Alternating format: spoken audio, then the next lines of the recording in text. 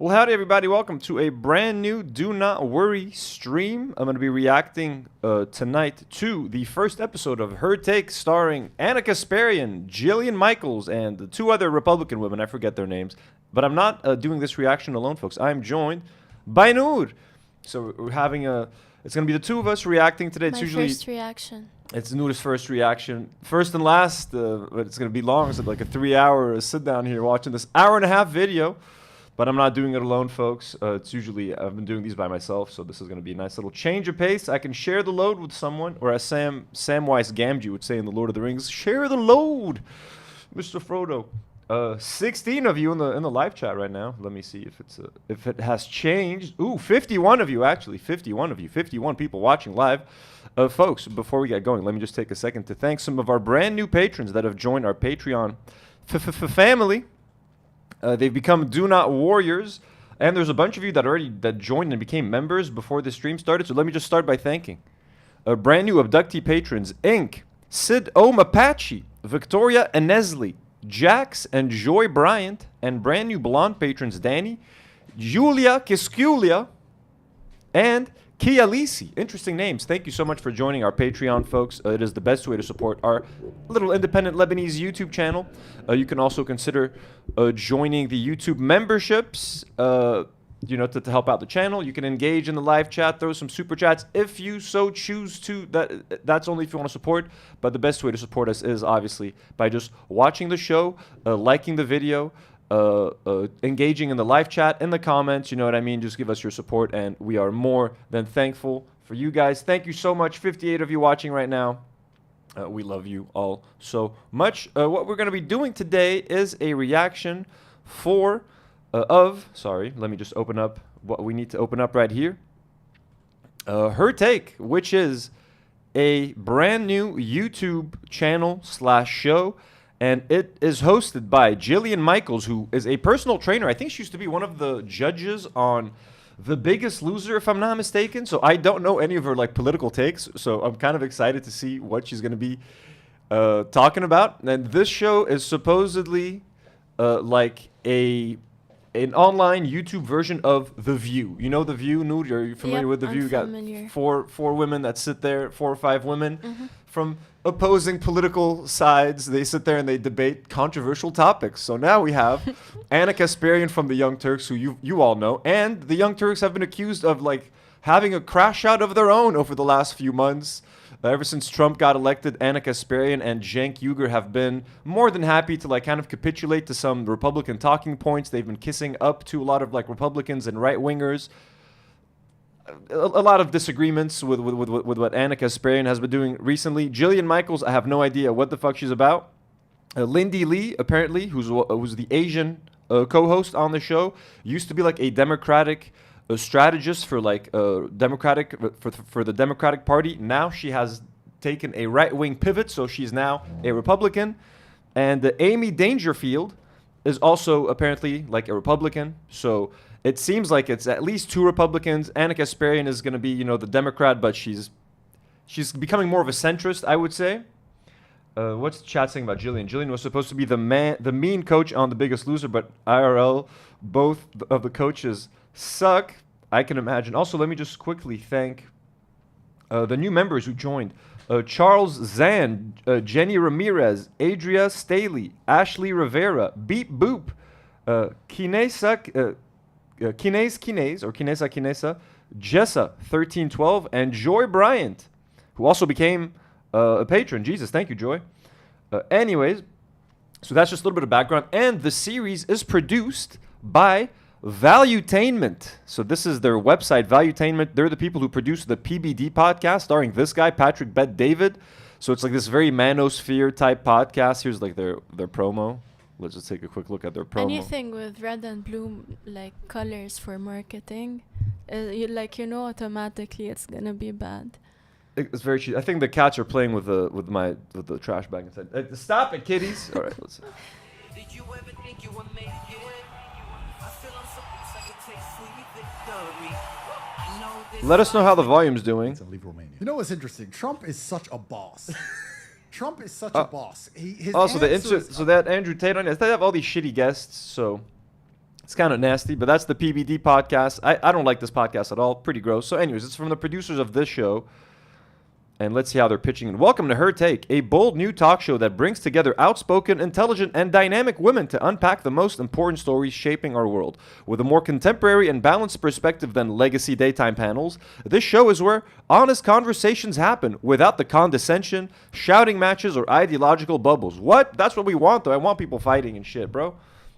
That's not fun. Hosted by Jillian Michaels, Anna Kasparian, Amy Dangerfield, and Lindy Lee, Her Take delivers sharp insight, real-life experience, and authenticity as the hosts tackle today's headlines with diverse wisdom. Future shows will include contributors such as Sharon Osbourne. Oh my God. Sharon Osbourne, as you guys know, who's been complaining about Kneecap recently for their anti-Israel rhetoric. High-profile politicians, cutting-edge entrepreneurs, outspoken public figures, and cultural innovators who will bring viewers into the room for meaningful dialogue and powerful storytelling and candid, thought-provoking conversations. Our hosts sit down with the people shaping headlines and changing the game, diving deep into the experiences, insights, and pivotal moments that blah, blah, blah. Anyways, let's watch their quick promo here, just to know what we're getting ourselves into, and then we'll dive right in. Let's start. Let's raise the volume a little bit. Let's fix up that quality. Welcome to Her Take, where real conversation happens. Can we just take a step back and ask a broader question? I'm actually with Trump on this. It's one of the reasons why I left the Democratic Party. Let's talk about the mistake, though. Lindy, let's talk about the mistake for a second, okay? He had a legitimate asylum claim. Intersex, pansexual, true spirit. What the heck is a true spirit? Give it to me in Oh, English. it's gonna get spicy. We're talking intersex, folks. We're talking trans people. And then dumb it down to 6th grade I levels. wake up in the morning and I have no spirit, so I'm kind of, are they really marginalized? Can I Them borrow too? one? Like, Jeez. I will be the first one to say that birth Let us know if the volume is okay, by the way, in chat. control destroyed my life. The goal is to create lifelong medical patients because that is passive residual income for them every week, every month till the end of that person's life. You've got real conversations that happen here, different voices. The music is so bad and cheesy, bro. Okay, so let's just take a quick look at their views so far. So episode 1 got 120K views, which isn't bad, to be honest, for a start. And episode 2 kind of took a drop off, which is normal. The sophomore slump, as it's called. 65K views for episode 2. Curious to see like, if this is a good show, if this is like fun and entertaining, if this is value-taining, Noor. We could be watching this every week. We could make this a weekly thing. For sure. We'll react to Her Take every week. I'm sure we would love that. Okay, so people are saying the video's volume is low. We'll work on that right now. Let's click on the first episode. We're going to have to watch this at 1.25x speed because, otherwise we would die. Let us know if there's any echo, by the way. I'll try to work on that as best I can. Okay. Let's start reacting to Her Take. Finally, something else, something different to enjoy. Other than Ethan. You're welcome, everyone. You're welcome, You everyone. better be watching. And then we're going to have a regular episode of the podcast on Thursday. Okay, Thursday. We're going to take a break tomorrow. Hopefully, nothing. Maybe I'll do like a solo react if I'm like super bored. But Thursday, the show will be back with the crew. We're going to respond to AB. We're going to talk about Denim's lawsuit, all that sort of things from Loner Box. So let's get this kicked off. Just let us know in the comments about the audio and everything. Also, chat, thanks for being excited about me. That's so nice. Oh, thank you all for being nice. Let's go. 1, 2. This judicial slowdown. Okay. I hate the Right music. now, Trump has made immigration his end-all be-all, but the rate is so slow because of this judicial slowdown. Okay. Let's talk about the mistake, though. Lindy, let's talk about the mistake for a second, okay? Because we're talking about But a look how gay guy this kid who is. came into This the is not a country gangbanger, through guys. legal means. He's gay, and the reason why he fled Venezuela is because he was terrified that the Venezuelan gangs in Venezuela were going to kill him because he's gay. So hold on, let me finish my point. He had a legitimate asylum claim. Can we just take a step back and ask a broader question? I'm actually with Trump on this. It's one of the reasons why I left the Democratic Party because my views on immigration have been shifting right. Why is it America's responsibility to grant asylum? Why? Why is it our responsibility to take people It's written in? into law. And Like, it's something why that do we need to? was revert, right, with the new Yeah, I administration. agree- I However, agree but with what about the that. people Get who to the were show. here? Stop it with Like, the I- 2-minute grandfather them in. teaser. Yeah, but he came in here Let's on grandfather legitimate him in. asylum claims. Okay, We're there. gonna so love this. There we go, folks. Her Take Welcome by Valuetainment. I am PBD. We need to have Valuetainment podcast. This should be hosted by PBD. He should be doing everything, bro. Patrick Bet David. He should And asylum claims. Ladies, calm down, chill out. You're all yelling. Why don't you smile more, ladies? More of a smile. You're all too upset looking. Welcome to Her Take. This is Patrick Bet David's brainchild. And we're pretty excited. This is That's his awful. idea. That's awful. His brainchild. I need a panel of 4 women. You're going to sit there and you're going to have respectful, value-taining conversations. No yelling like on The View. This is modern. The Zoomers, they don't like arguing. They don't like the fights. We need to have respect. We need mostly Republican women on this panel. Okay, anyway, sorry. We're not going to finish if that's how it's going to go.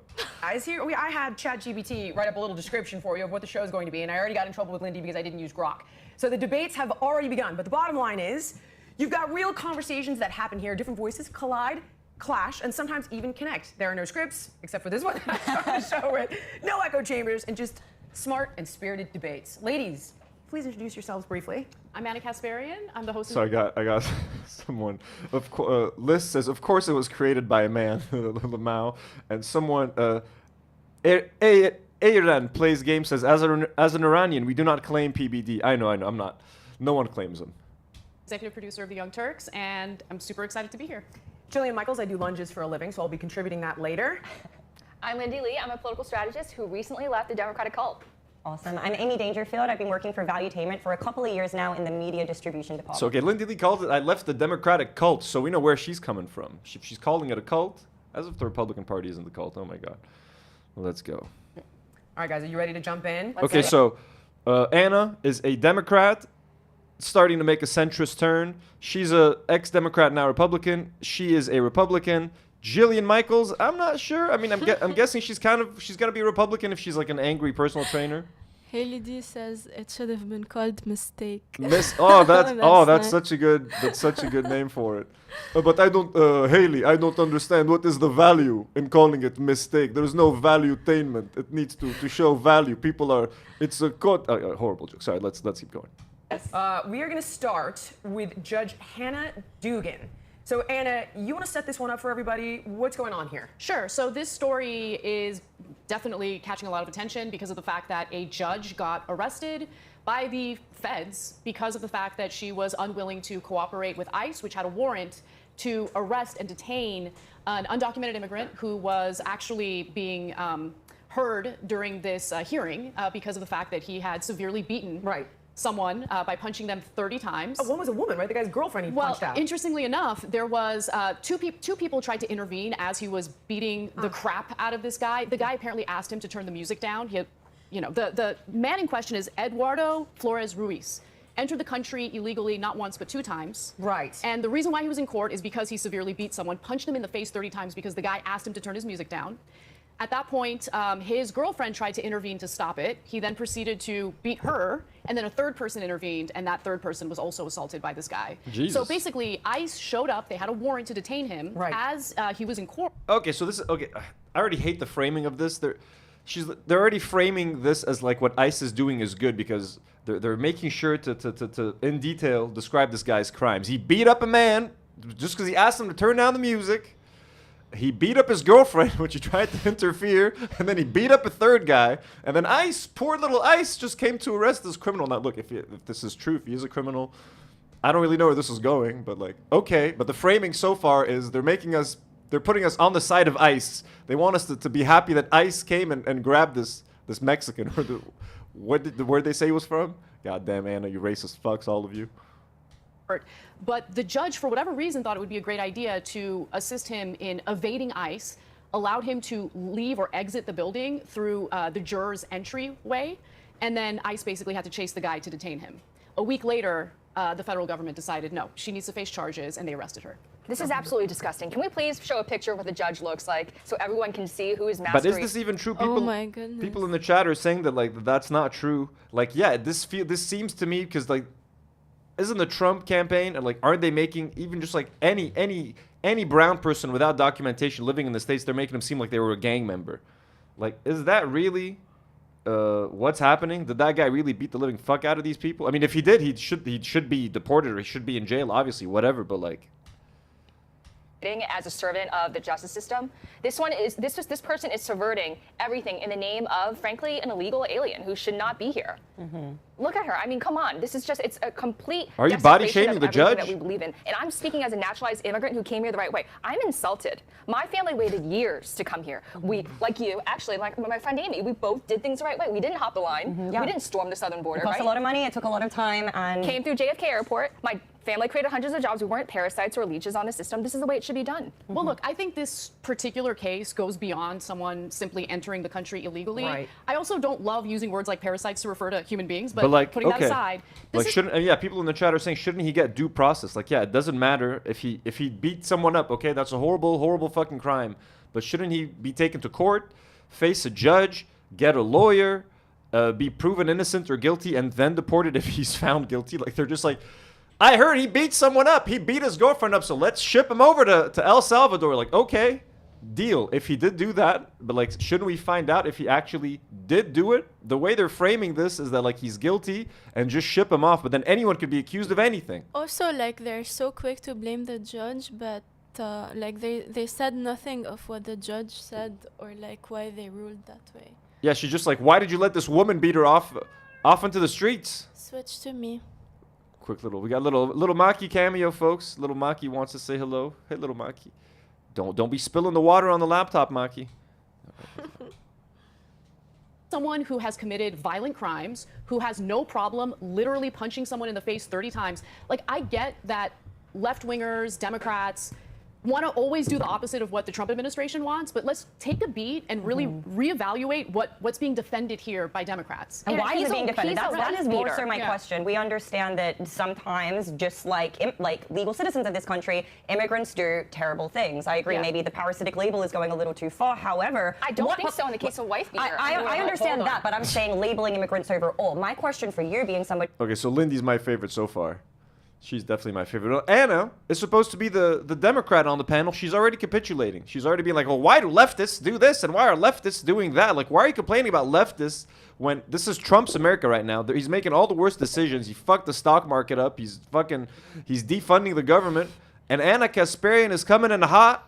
The leftists. Why are the leftists doing? It's like, what the fuck, Anna? What the like, throwing everyone under the fucking bus. But that's what they've been doing on TYT for the past few months now.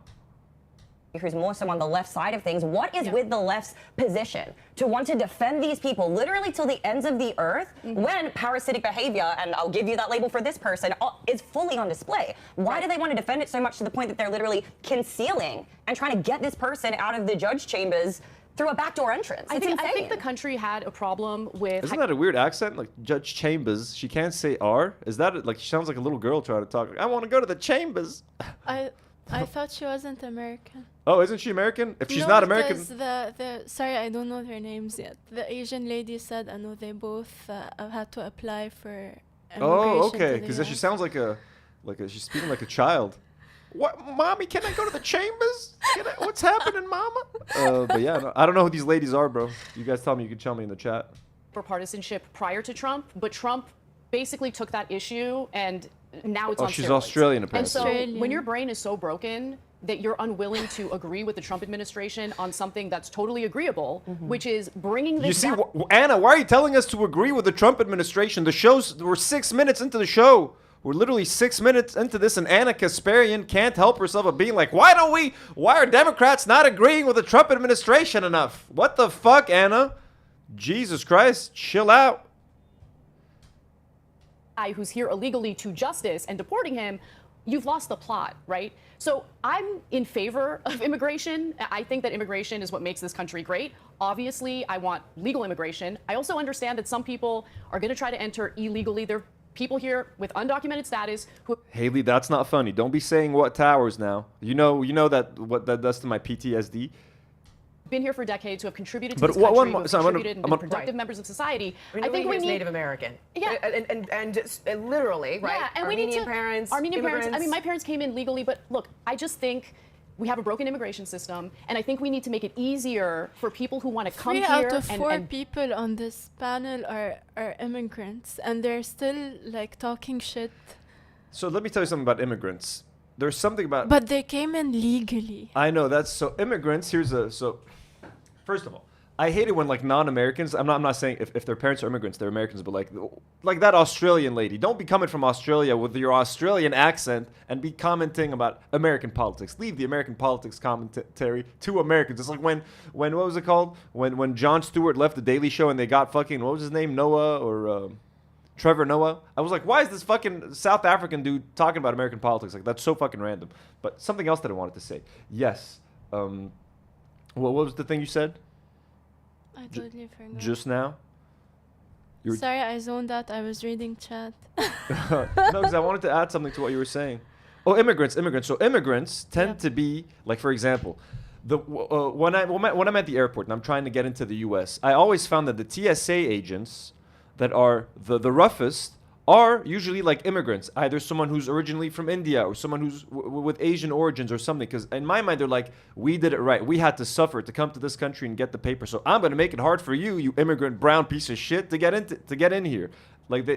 Because if they suffer to get into the States, I feel like they want to make sure we all get that experience. And they're like, you know what, you piece of shit. My parents had to fucking lick gravel to get into this fucking country. I'm going to make your entrance into this country fucking shit. So they're the ones who ask the most questions. They're the ones who are usually the toughest on you, are the immigrants.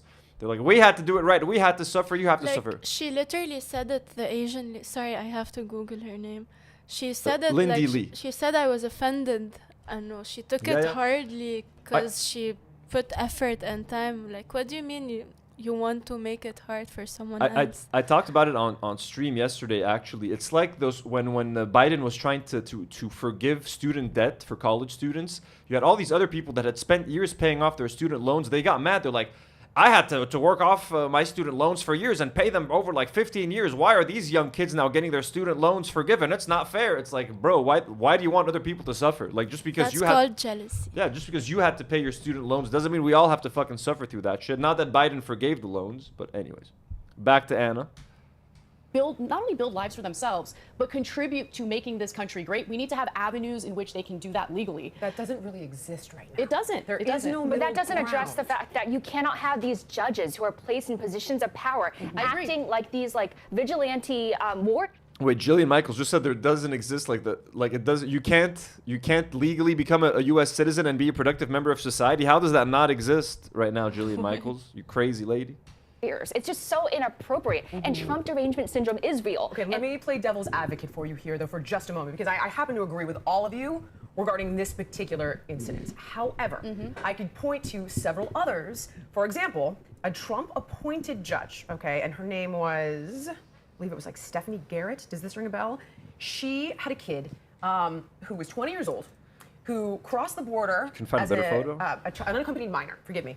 And they struck a deal with DHS where they said, listen, these kids are now applying for asylum. You can't deport any of them right now until their asylum case can be adjudicated. Right. The kid is not a gang member. Right. He was arrested once for drugs, not dealing drugs, doing drugs. And out of the country he goes, and a Trump-appointed judge was like, no, bring him back. Then you've got the gay makeup artist, who I briefly referenced yesterday. And this one, guys, I'm with you on 99% of this, but this is where Trump goes off the rails. I agree with you on that. All right, there's a kid, his name is Christian. He's a gay Venezuelan makeup artist, a theater enthusiast, comes over from, as mentioned, Venezuela, all right, and he gets scooped up by ICE because he has 2 tattoos that actually mean mother and father. Correct, yeah. But they misinterpret them as gang tattoos. He applied for asylum upon entering the country. They deport him to El Salvador, that's not his country, to a prison. He's not a criminal. Then it's ordered to bring him. And that prison, by the way, like apparently they force the prisoners to do like labor. They're like, they treat them like slaves. They torture them. They treat them like shit.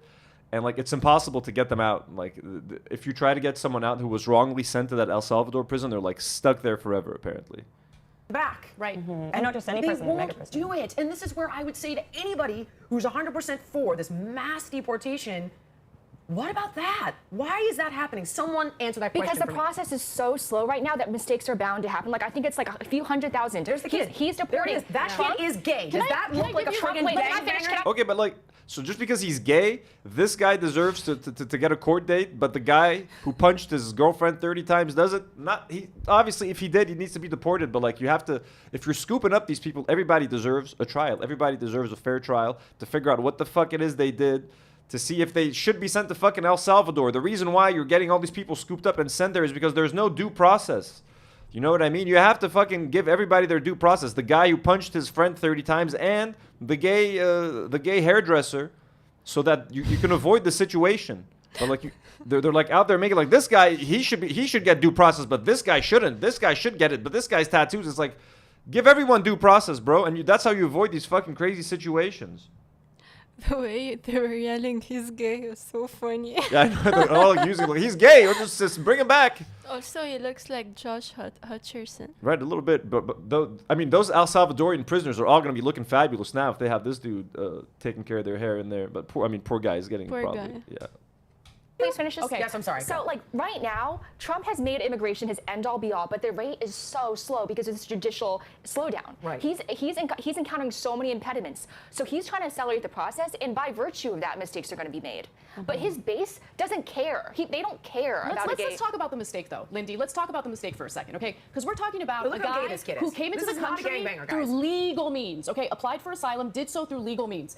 He's gay, and the reason why he fled Venezuela is because he was terrified that the Venezuelan gangs in Venezuela were going to kill him because he's gay. So respond hold to on, that. let me finish my point. He had a legitimate asylum claim. And if you want to talk about like, oh, well, mistakes were made, we're talking about a guy who was sent to an El Salvadorian prison where he's probably being abused in all sorts of ways even because of the alive. fact that We he's don't gay. even know. Jesus, Anna. But I mean, yeah, that is true. Him being gay, I guess, in prison, he's gonna have a much rougher go at it, bro. Like, you know what I mean? They're serving him up on a silver platter for the fucking prisoners there. The fucking Jesus. Okay, can we just take a step back and ask the broader question? I'm actually with Trump on this. It's one of the reasons why I left the Democratic Party, because my views on immigration have been shifting right. Why is it America's responsibility to grant asylum? Like, why? Why is it our responsibility to take people It's written in? into law. I mean, and Like, it's something why that do we was need to? Girl, you reversed, right, with immigrated. the new Yeah, like, administration. I know that Yeah, you like- needed asylum in another country, basically. Like as an immigrant, for Because her your to say that. country you didn't have what you needed in your country, so you left. That's the point. Why are we granting asylum to these people who are desperate and running away? They're crossing the border on foot. They're trying to get away from violence. Why are we granting them asylum? Just fucking send them back, yo. That's crazy. Bro, Americans don't deserve the Statue of Liberty, bro. The Statue of Liberty, which was a gift from the French, bro. It was literally like, give me your poor, give me your sick, give me your hungry. You know, they're all fucking welcome over here. Send them over to New York. You got Lindy Lee with her Asian parents being like, why are we giving people asylum? Just send them back. However, with but what that. about the people who were already here? And like You can grandfather them in. Yeah, but he came in here Let's on grandfather legitimate him in. asylum claims, Exactly. and we had this conversation at dinner, and you were telling me about this. I really didn't believe you. I'm like, are you No, I'm sure sure. he didn't do I'm anything sure. wrong? No, Jillian, I know. I went home and I. Yeah, no, asylum. Someone's saying we're confusing asylum for migration. No, we're not. We're not saying like, I know asylum is more for like, you're running away, you're trying to get protection Yeah. from like, there's immigration, of course, and asylum, but like still, every country, isn't it like written into international law? Like every country is supposed to grant people that are escaping to that country political asylum and protection. Also, I meant the idea was the same, and even if she immigrated, she's You're running away from something. She left her original country. She needed somewhere to go to. My own research, and honestly, I'm really saddened by this case, and we need to have some type of recourse in place where it should be measure twice, cut once, but in the instance where there are mistakes, we do need to have Bring a him system in place and back. recourse, 100%. and especially Get for him back. And there's many people What who the are speaking hell? out about this. Yes, I It's agree. stopping you from saying, okay, we've got a big task at hand. You can even smear the Biden administration as much as you want. They let 300,000 people in a month. Millions came over. Tons of gotaways. If 1% of them are criminals, which I was told by Brandon Judd, who previously ran the border, that's too many. 140,000 criminals, Chinese national, like terrorists. We get it. Gang members, no good. But when someone goes, yeah, no, that guy, gay makeup artist, mistake, oops. Okay, sorry. 1 second. Can't a gay makeup artist be a criminal? Like, I'm sorry now. At this point, they're just making assumptions about this man just because he's gay. You could be gay and be a criminal. You could be a makeup artist and be a criminal. You could be a gay makeup artist and be a criminal, violent criminal. You can murder people in the most disgusting ways. That's all I'm saying. Are we sure that this gay makeup artist isn't guilty of something? Everyone's so confident. And gay aliens just became a member of the Do Not Worry podcast. Thank you, gay alien. Welcome to the family. I think we should look more into that gay makeup artist. I think he's a criminal. I think he's a disgusting criminal. Bring him back. And that's the thing. That's the thing that I don't really understand about this administration, because in the areas in which Trump was actually seen favorably, right, on immigration, for instance, he's actually now losing a lot of goodwill among Americans, independents in particular, who are like, yeah, this immigration issue under Biden is untenable and we need to do something about it. Trump comes in, he has a high approval rating when it comes to immigration policies. Because of these mistakes and the administration's unwillingness to right these wrongs and take ownership of their mistakes, he's starting to lose favorability on the areas in which he's most popular. Jacinto Gonzalez, welcome to the Do Not Warriors. And Dingafear says, Anthony, don't say that I'm a gay criminal and I need these people to think we can't do crime. Sorry. I need to. The jig is up. I think people are just so angry about what happened over the past 4 years. Let's talk about why. Why don't we lay out why that's so bad for everybody? The difference between legal immigration and legal immigration. Let's clarify what happened here. Right, very different. And asylum, again, because coming in as a legal immigrant and coming in as a refugee and seeking asylum, completely different. Let's talk about what happened. You crazy ladies talking over each other, unhinged, emotional women. I'm kidding, guys. I'm kidding. I'm joking. I wish they would yell more at each other. This isn't like, there's not enough yelling. Also, like, I get she's the Republican, she's wearing a red dress. Anna, you should be wearing a blue dress. You should be repping the Democrats, and you know what I mean? Like, don't be wearing red. You look like a first lady, a Republican first lady. She hasn't yet, though. Like, so far. She hasn't said anything Democratic except defending the gay guy. That's the only Democratic thing that's been said. But he's gay. He's gay. Everyone else, send him to El Salvador. Just not the gay man. I would just use the word parasite. Elaborate on that. Well, I'm talking about why people are so angry right now. I get it. Because Biden fucked up. He truly did. And he lied to everybody saying that we needed a bipartisan immigration bill. No, we needed a president who was willing to actually, close our borders to make sure that we had a sensible immigration system. Biden just didn't do any of that. And he let all these millions of people... Joe Biden's brain was mush. What are you talking about? What are you talking about? Joe Biden lied. Joe Biden doesn't know where the fuck he is half the time. He was lying to himself. Everyone was lying to Joe Biden. Like, his wife was like, Joe, you're healthy to be president. Like, we all lied to him. Joe Biden was gaslit by his family and by America into thinking he could be president, and they gaslit the rest. Not me. I was like, why the fuck is this old man president right now? But, like, Joe Biden had other problems than letting in some refugees, bro. Joe Biden's fucking should be... I'm gonna say she should be in a coffin. Like, the man's old as fuck, and he's not president right now, so it's not like I'm saying anyone should kill him. I hope he's safe. Okay, I'm just gonna shut the fuck up. Take care of your elders. Millions of people in, and they're a drain on our resources. And I live in a big city, so I see it literally every day. You cannot tell me this isn't happening. I live in Philadelphia. It is happening. We're seeing it in California with Gavin Newsom finding some sort of a loophole to use taxpayer dollars, which is meant to be illegal. Yeah, I mean, how did he figure this out? He wanted to provide health care to undocumented immigrants in California, and honestly, he totally underestimated. Welcome, Karina, to the Do Not Warriors. Welcome. Ahla wa sahla fikum kilkum. We love you all. Welcome to the family. Thank you for the support. How much it would cost, and right now the state's in a lot of financial trouble, partly because of that, partly because of mismanagement of funds. I mean, the state can't account for $24 billion they allocated for homelessness. Insane. Yeah, I mean, the state is a complete nightmare right now. But when you're taking those dollars, right, and you've utilized some sort of a loophole, which I can't even fully understand. I looked it up once. In the future, we'll be on Grok.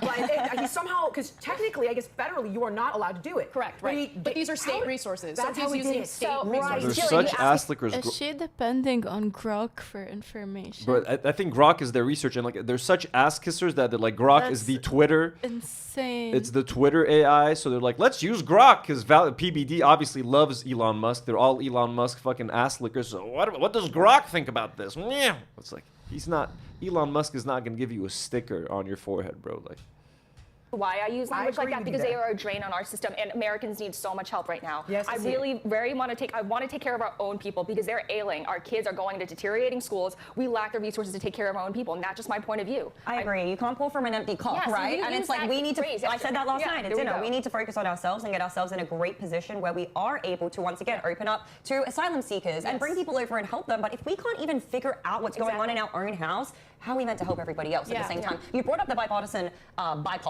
border bill. I think that is an important thing to touch on, because so many people are like, hey, the Biden admin really tried to sort out the situation. I'd love to know what you think as someone who comes from the left, because wasn't that like an omnibus bill, and there was a bunch of like aid for Ukraine and a bunch of other things?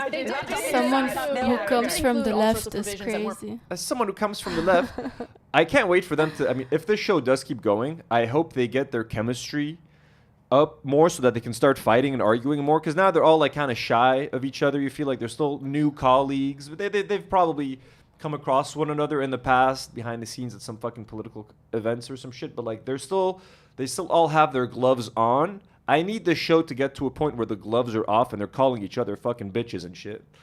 Like, you know what I'm saying? And I hope that they don't cut that out of the edit if it gets to that point. I need these women to go fucking ape shit. And please don't say that that's sexist, folks. That's the valuetainment I want to see. Don't forget, this show was made by a man. This show was made by PBD for a reason. He knows, ultimately, he wants these women to fight, folks. That's the only reason he made the show. He wants Anna Kasparian and Jill. He wants Jillian Michaels to grab Anna Kasparian in a fucking headlock and fucking choke her out. That's, I think, his ultimate goal from this valuetainment. We got a super chat, a $5 super chat by the username Matt. He sends $5. He says the border crisis is entirely manufactured by the right wing. Conservatives have made legal immigration impossible through countless budget cuts. Look, what's happening in the States with immigration? I wish I could fucking say everything. He's a Syrian? Who? PBD? Oh my God, that's horrible.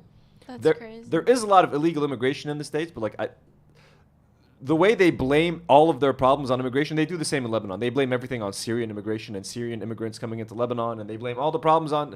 They don't blame the corrupt government, you know what I mean? Or the lack of spending, government spending, all of that. They say it's the immigrants' fault, but even if you get rid of 2 million Syrians tomorrow, our country is still in a load of shit. That's what all governments do. They kind of point the finger. Oh, look, it's these immigrants. It's the Mexicans. It's the Syrians. Whatever flavor of the week they want to have. And PBD is Assyrian. Oh, that's horrible. He's of Assyrian and Armenian descent. Oh, PBD's... I'm related to PBD, but I'm his king. I'm the descendant of King Sargon of Assyria. King Kambarduvarda, actually, to be more precise, folks. So PBD, you listen to me, boy. Okay, anyways, let's get back to that. Really related to reforming our immigration system. Right. Okay, so I'm actually of two minds on that issue because I think that the Biden administration totally neglected the border until it became a political liability, and then all of a sudden he's reaching out to Republicans in the Senate, begging them to pass immigration reform. Why was it necessary though when, by the swipe of a pen, well, okay, Trump let me explain. shut the border? And we should give him credit for that. Sure, let me explain why though. Let me do. explain. Because yes, it is true, and we saw it happen. The executive branch has the unilateral power to make some pretty significant decisions at the border. However, as soon as a Democratic president gets elected, he or she can reverse all of it. Right. That's why it's important for Congress to pass legislation. That has staying power. I understand. You know? But the thing is, it was such an emergency in my eyes, and in the eyes of millions of Americans around the country. We needed to stop this flood of migrants coming in. And I can't believe I'm playing this role, but I'm about to say something controversial again. Do it. Love it. So, You're kidding. the great replacement theory that they call neo-Nazi ideology. Okay, explain for everyone what that is. So for those who aren't familiar, it's the idea that Democrats are letting in millions of people from South America, Central America, random parts of the I would world. say Americans are letting I need to understand more of what's happening at the border. But the way the Republican framing has been fucking insane, bro. Africa, whatever. And they want to bring them in into these Democratic strongholds, and they're registering them as voters to create this permanent replacement theory that they call the Great Replacement. And I can't believe I'm playing this role, but I'm about to say something controversial again. Do it. Love it. So, You're kidding. the great replacement theory that they call neo-Nazi ideology. Okay, explain for everyone what that is. So for those who aren't familiar, it's the idea. Oh my! They're actually doing neo-Nazi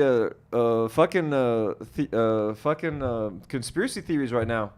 You think that they're trying to replace the white? idea of replacement. They're trying to replace white people with immigrants, and it's an Asian lady saying that, bro. That's what makes it funnier.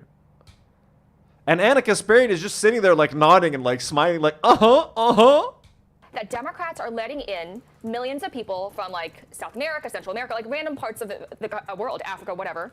And they want to bring them into these Democratic strongholds, and they're registering them as voters to create this permanent, illegitimate electoral majority. And when Tucker Carlson said this, when other people said, when Elon said it, they labeled him as Nazi, as Hitler. Oh my God, bro! We're literally doing white replacement. Oh my God, bro! Lindy. What's her name? Lindy Lee? Lindy Lee. Lindy Lee! Oh my God, she's coming out with the Nazi shit, bro. Dude, how long did it take them? We're 16 minutes in, folks. 16 minutes for them to start spewing Nazi propaganda. Great replacement. Holy shit, that's the shit they're peddling? Anna, you better stand up to this fucking shit right now, Anna Kasparian. This is unacceptable, bro. I really think it's happening. I mean, you look at the state. When you look at all of the states that Harris. And that's the thing that Republicans say all the time, by the way, that like Democrats are trying to bring in more minorities so that whatever state they're in or whatever, I forgot how, when they cut up the states into little, I forgot what they call them, bro. But yeah, they're making states Republican proof by bringing all these minorities and bringing all of these people that usually would vote Democrat, even though a lot of minorities flipped Republican in this last election. They think that, oh my God, bro, that's fucking crazy. So we got the good immigrants that are the white immigrants. You know, if you bring white immigrants from Ukraine and from Europe, they're gonna, what's happening? They're gonna definitely vote Republican. But if you bring the bad immigrants, the brown ones, they're gonna vote Democrat. So we need to stop the bad immigrants from coming in. Yeah, gerrymandering.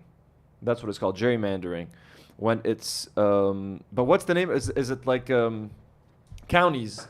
When it's like they change like they basically fix the map to make counties look a certain way and like to make sure, okay, this county has this many white voters versus this many black voters, but that's insane, bro. Okay, let's continue.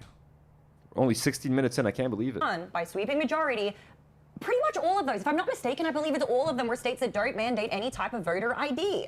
And I'm really happy that like the SAVE Act, all of these things it still needs to go through the Senate. What's wrong with voter ID? I just don't understand nothing what's is wrong wrong. with voter ID. Absolutely nothing. Question. And I see that completely. What's wrong with voter ID? Voter ID makes it harder for people to vote, essentially. And they know that, for example, certain communities have less IDs. For example, African Americans don't have IDs. I think have IDs in lower rates than white voters for some reason. It's harder for them to leave their work. If you want to go get an ID or you want to renew your ID, you have to leave your job. If you have to leave your job, you have to get a pay cut for the day or not get a salary for the day. So lower income people are less likely to go get all of these government documents like an ID, like renewing their passports or whatever. So a lot of them don't have an ID. So if you require an ID to vote, a lot of these people, lower income people, can't vote. So it's literally a way to make it harder for people to vote and wow, I never thought and practice their God-given right. Their one of their amendment rights is to vote. You know what I mean? And no IDs literally makes it harder for people to vote. So people who push for more IDs are usually fucking Republicans, and that's fucking racist, to be honest. Also, they did the thing where you need your ID to be able to do certain things. I guess. And a lot of people don't have their IDs and they need to get them, so they're also using it as a way to like catch and deport people. It's a way to filter people. It's fucked up. Mireya 94126 sends $5 and says, just join the live to hear Anthony saying it's the Mexicans, which is quite a welcome. I'm Mexican lol. Also, hi Queen Noor. I love saying it's the Mexicans, but I'm always gonna blame the Mexicans for stuff, so you're welcome. And Nick, who's a member for 1 month, says, is Lindy Lee the worst type of person? I don't know if I can name another person who went from annoying pro-Hillary, anti-Bernie pundit to far-right freak. Yeah, she's turned into a Nazi, bro. What the hell? Yeah, I was just looking at her on a Wikipedia page and it's all over the place. Like, she's done everything. She's been with everyone. It's the right-wing grift. It pays to be a right-winger and say all this crazy shit.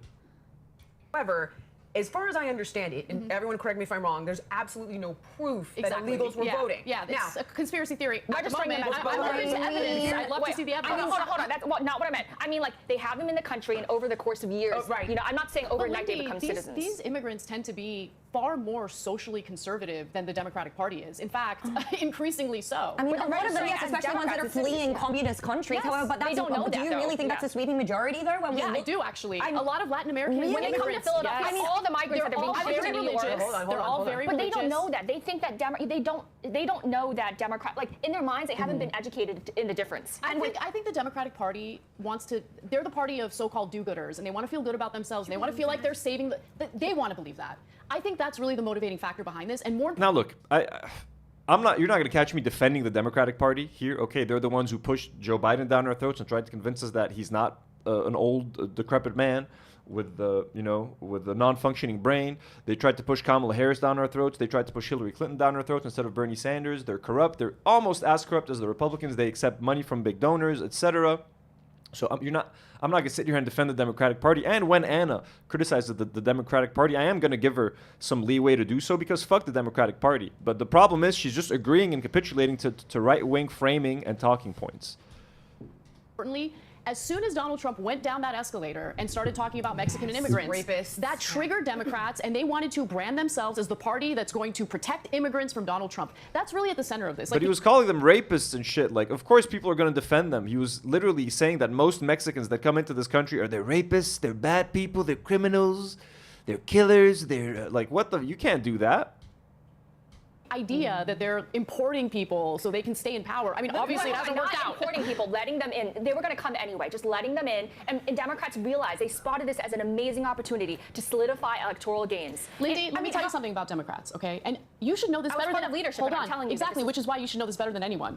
The idea that they're thinking ahead and they're plotting and they're like the smart people who are like figuring out ways to stay in power forever is laughable. It's a very obvious They thing were to do, headed by the way. toward a freaking iceberg in the 2024 presidential election, and they were totally in the dark about it. They're still in the dark about it. But wait, hold on. This is not a savvy party at all. I just want to ask you guys one thing though. Have you not seen the graph that shows what the turnout for voters in the 2020 election was like compared to all previous elections, compared even to the 2024 election as well? Because obviously people were more on voters, guard. millions more people voted. Millions of more people voted. Do you think that just Wait, hold on, let millions me of more clarify. Americans? So the argument for a potentially, which I personally, I've seen no proof of it. However, the argument for a potentially rigged election in 2020, meaning Trump was robbed. By the way, he has not provided any evidence of that to this day. Wait, hold on. Is that okay? And you'll have your chance. Is that more millions? Are they actually going to defend the fact that Trump, like, that the election was fucking stolen? The other two? That's fucking insane, bro. More people voted in 2020, which is what shifted the vote towards Biden. That is a large part of it. That is a large part of it. There could have been other mechanisms through which they cheated, but that is definitely a large part of it. You look at even California. The last time California was a red state was before a legislation was enacted that basically said if you come from an asylum-seeking family, migrants, you will not be entitled to any aid unless this democratic bill passes. And since then, California has been a blue state. And we are creating incentives within this country that are bringing people in who are... They say the same thing in Lebanon. They're like, there's incentives for Syrians to come here. Anytime a Syrian comes here and has a kid, they're giving them money. The government is giving Syrians money to stay in Lebanon. Or UNICEF. Why is UNICEF giving Syrians money? We're making incentives to have more Syrians. It's the same. True. It's the same shit here, folks.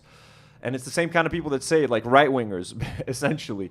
So all countries have the same shit. I agree with you. There are a lot of immigrants who are hardworking people who are going to contribute so much to this society. Exactly. However, the incentives are wrong. And now they're bringing in people who, when they look at the two options, one party saying, we're going to kick you out, and one saying, we're going to give you a $10,000 card. Who do you think they're going to benefit? Who are they going to vote for? And what is the caliber of people that are going to be attracted into the country when that is the main... They're giving refugees $10,000? Fuck, I'll be a refugee in California. I'll move to California right now to get 10K. If that's what we're doing, shit, I'm down. But of course that's not what they're doing. They're not handing fucking refugees $10,000, bro.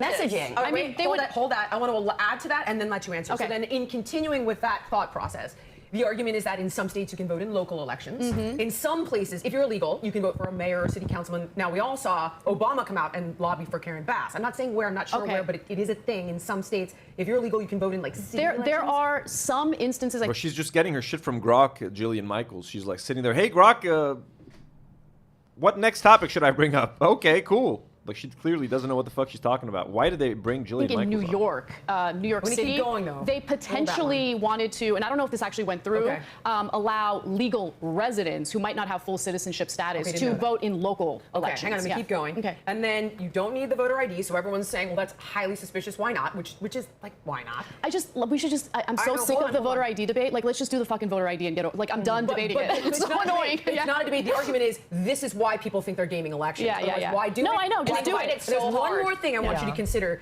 Bro, Anna is literally just capitulating again. She's just do the voter ID thing. Just do the voter ID. She's like, don't you have some fight in you, bro? Like, voting is an American right. You know what I mean? Every citizen is able to fucking vote. You should just be able to, like, give your social security number or some shit and be able to vote. I don't need to carry this fucking card with me, this fucking ID, okay? And you're making it impossible for people. You're forcing people. It's already hard for people to vote. People sometimes have to take a day off of their job to fucking vote. That's why, again, people with low income don't vote as much as people with higher income because it's harder for them to get the day off of work. They have to get a babysitter maybe or someone to look after the kids, and they can't afford it. And making them go get IDs and shit, like, this is all part of voter suppression. Only because I personally have a hard time contending with it.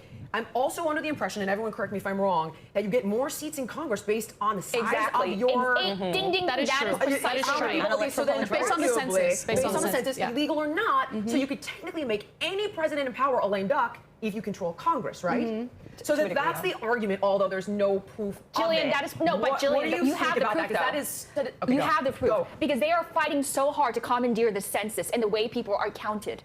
You hit on a jackpot like unwittingly because these Democrats, they are trying so hard to make sure that illegals are counted in the census. Republicans are doing the exact opposite.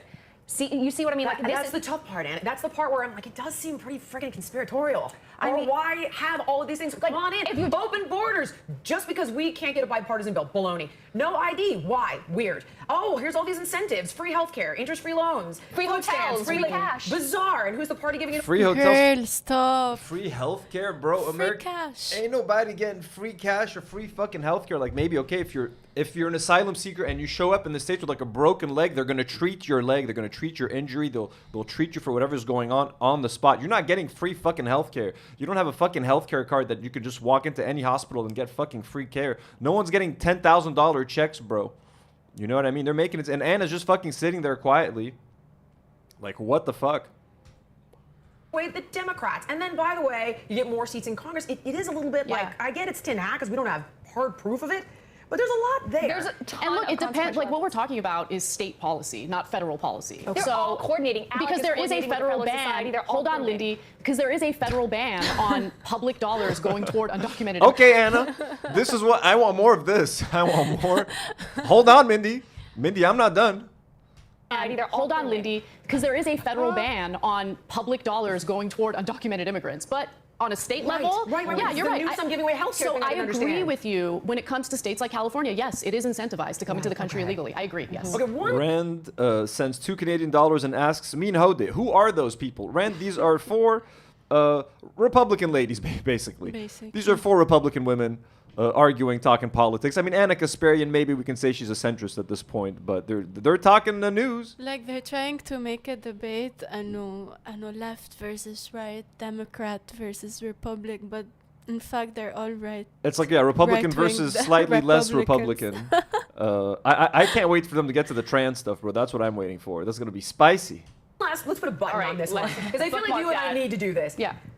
Legal immigration, I think it's important that we establish how different this is as opposed to illegal immigration. Right. And historically, in my understanding, I work for the United Nations Refugee Agency as a volunteer, but I got an education on the fact that when people are allowed to immigrate legally, they stimulate the economy, they bring their culture, and I think that's one of the things in America we pride ourselves on. Like, I got an Armenian over here, I got a Chinese lady over here, what are you, Australian? What the hell are you? Like, it's a melting pot just at the table, and I love that about our country. I wouldn't trade it. And we have a diminishing birth rate here in America. We need bodies, we need taxpayers, and one more thing to throw out. When you look at the top Fortune 500 companies, I think over 400 of them are run by immigrants or the children of immigrants. Right. It's the hustle mentality because like we came here poor. I love that though. Yeah. That's also, let's throw that out.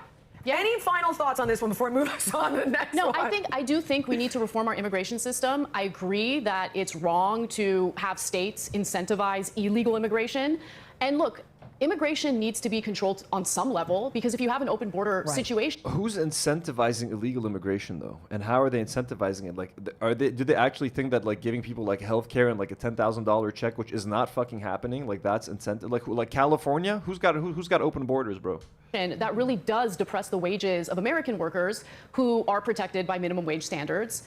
Undocumented immigrants aren't. So a lot of times when they come in here to work, they get exploited. They get paid way less than minimum wage. And that screws over American workers. Honestly, it exploits the undocumented folks who are in the country. And it's just wrong. So I'm in favor of reforming our immigration system. I'm very much in favor of immigration, but I want it to be done legally. If you want to stop illegal immigration, make legal immigration a lot fucking easier. That's the problem. Like, they make legal immigration into the U.S. Dude, you know, like, if someone wants to get a fucking visa to go to the U.S., you know how fucking hard it is, all the hoops they have to fucking jump through? just to get like a fucking green card and to be able to visit the US. Like my mom is in the States. If her family member, if her sister wants to like visit my mom, it's fucking nearly impossible for her to get a fucking visa to go to the States. So they make these people desperate, and the US is out there bombing all these fucking countries, making them unlivable, or funding other countries to bomb other fucking people. They're bombing Yemen, they're bombing Palestine, they're bombing Syria, they're bombing Lebanon. And then we want to fucking leave and we want to escape the fucking wars that you're creating, and then we try to get into your country legally. You make that impossible. So then, out of desperation, some people try to get in illegally. There are so many fucking problems and reasons why this is happening. And for them to just be like, oh, all of these brown people are trying to get into our fucking country. They're flooding. They're flooding our country. Well, it's your fucking fault. The fucking cartel wars in Mexico, like, that's America's fault, basically, bro. Like, and the fact that they refused to legalize drugs for so fucking long, they empowered drug cartels in Mexico to do what they're doing. And like, I mean, it's crazy, bro. I don't want people to be exploited, and I want Americans to be protected. It's that simple. Jillian, I want to bring up a controversial country. I do want to bring up a point, though. I mentioned this to you behind the scenes. When a country like China or Poland or South Korea, they say we want to have a homogenous country. We want a culturally cohesive society where there aren't disruptions like pro-Hamas militants on college campuses. You can't Pro-Hamas militants on campus? Yeah, Hamada, that's so fucking racist. If America thought this way, you wouldn't be allowed in, Lindy. They'd be like, we want a homogenous country. We don't want any fucking Chinese ladies in here. Get the fuck out. Like, is that what you fucking want? Like, what the fuck? By the way, when I said fucking Chinese ladies, I know that sounded like Ethan Klein saying fucking Arabs, folks. That's not what I meant. I love my Chinese brothers and sisters. Anyone from China watching, we love you. But like, what the fuck? Like, Lindy, she's just pissing me off. Like, it should be, like, for a Chinese person, imagine I'm fucking sitting here, brown-ass dude with a fucking beard. America should be homogenous. They should let in less brown people. How fucking crazy would you think that is? A guy like me fucking saying that. It sounds insane coming from a Chinese lady. What are you talking about?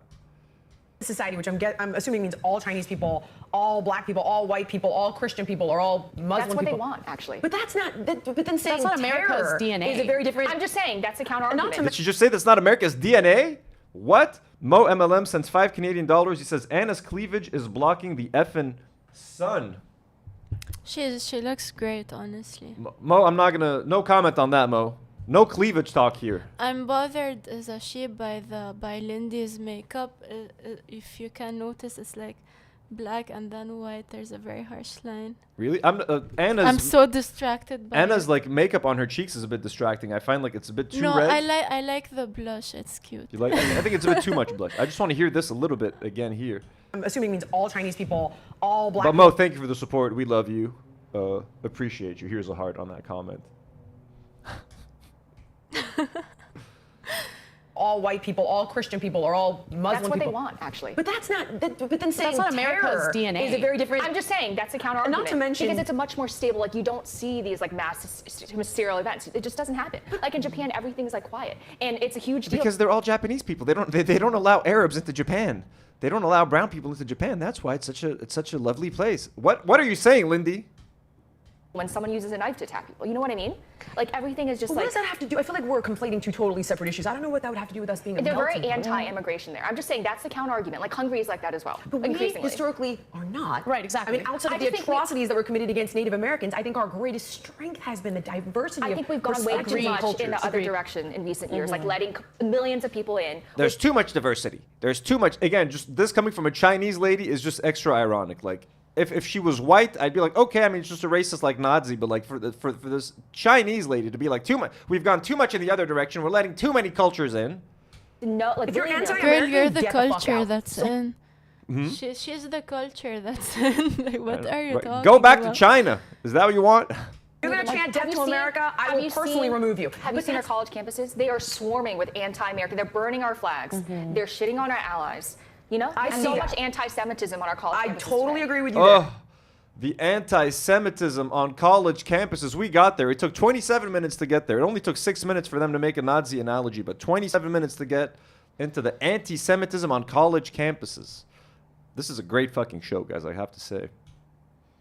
But I think the majority, this is part of the vetting process. This, in my opinion, if you come in legally, hopefully you will not be burning the flag when you get your green card. And should you be burning the flag, I'm hoping you get kicked the hell out of the country immediately. And that's why I agree with Secretary Rubio on... Sorry, burning the flag is protected by the First Amendment. You should be allowed to burn an American flag, bro. Okay, it's not disrespectful to the military. It's not disrespectful to shit. The military and the army are fighting and are dying for your right to burn the American flag. It is freedom of speech, bro.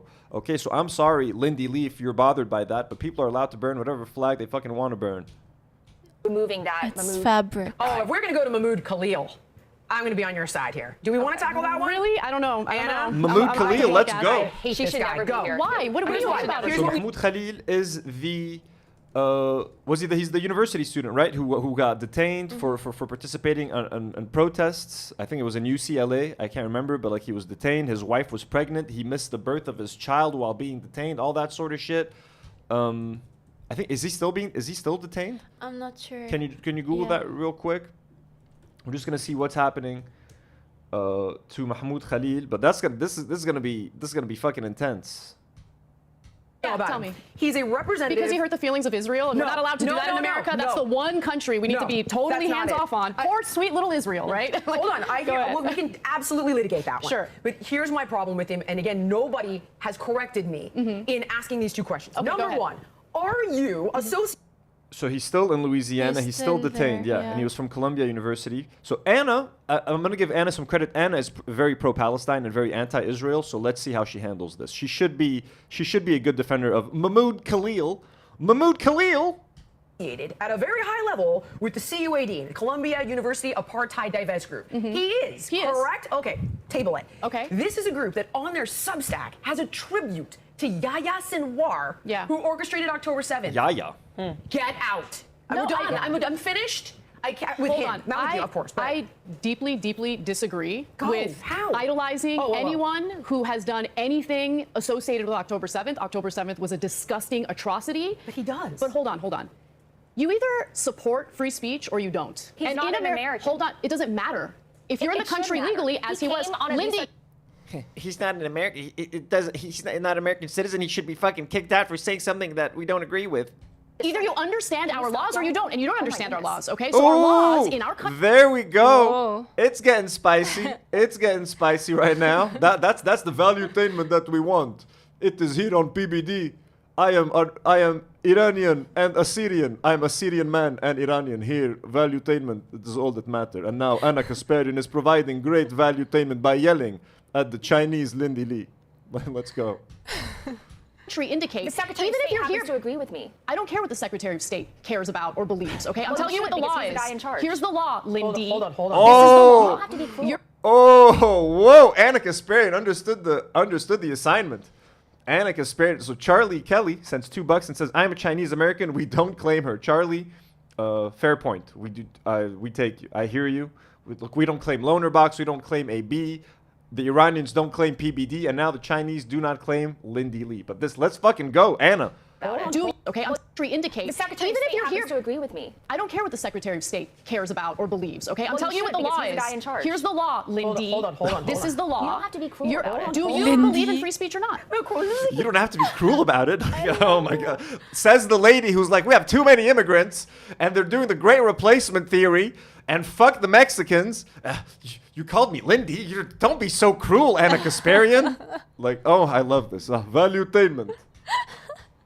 Do you believe in free speech or She's not? like losing her. Oh, no, I she's am. not. I am She's losing it. I am passionate. losing it. Because here's the thing: all the people who made a big deal, and I made a big deal about this as well, about the left trying to shut people up who they disagreed with, I understand. are now providing cover for the same treatment that's being carried out by the other Dude, side. I think Anna Kasparian is like 2 seconds away from like saying some like racist shit, being like, oh, is that like doing like a racist Asian accent or some shit? Like, Anna, relax, Anna. We get you. I feel your passion. But she's about to go racist, that shit. So listen, I don't agree with supporting Sinwar or Hamas. That kind of rhetoric disgusts me. He's that guy. However, he's in the country legally, okay? He's going to Colombia. Since he's in the country legally, he's going to Colombia. He is protected by our Constitution.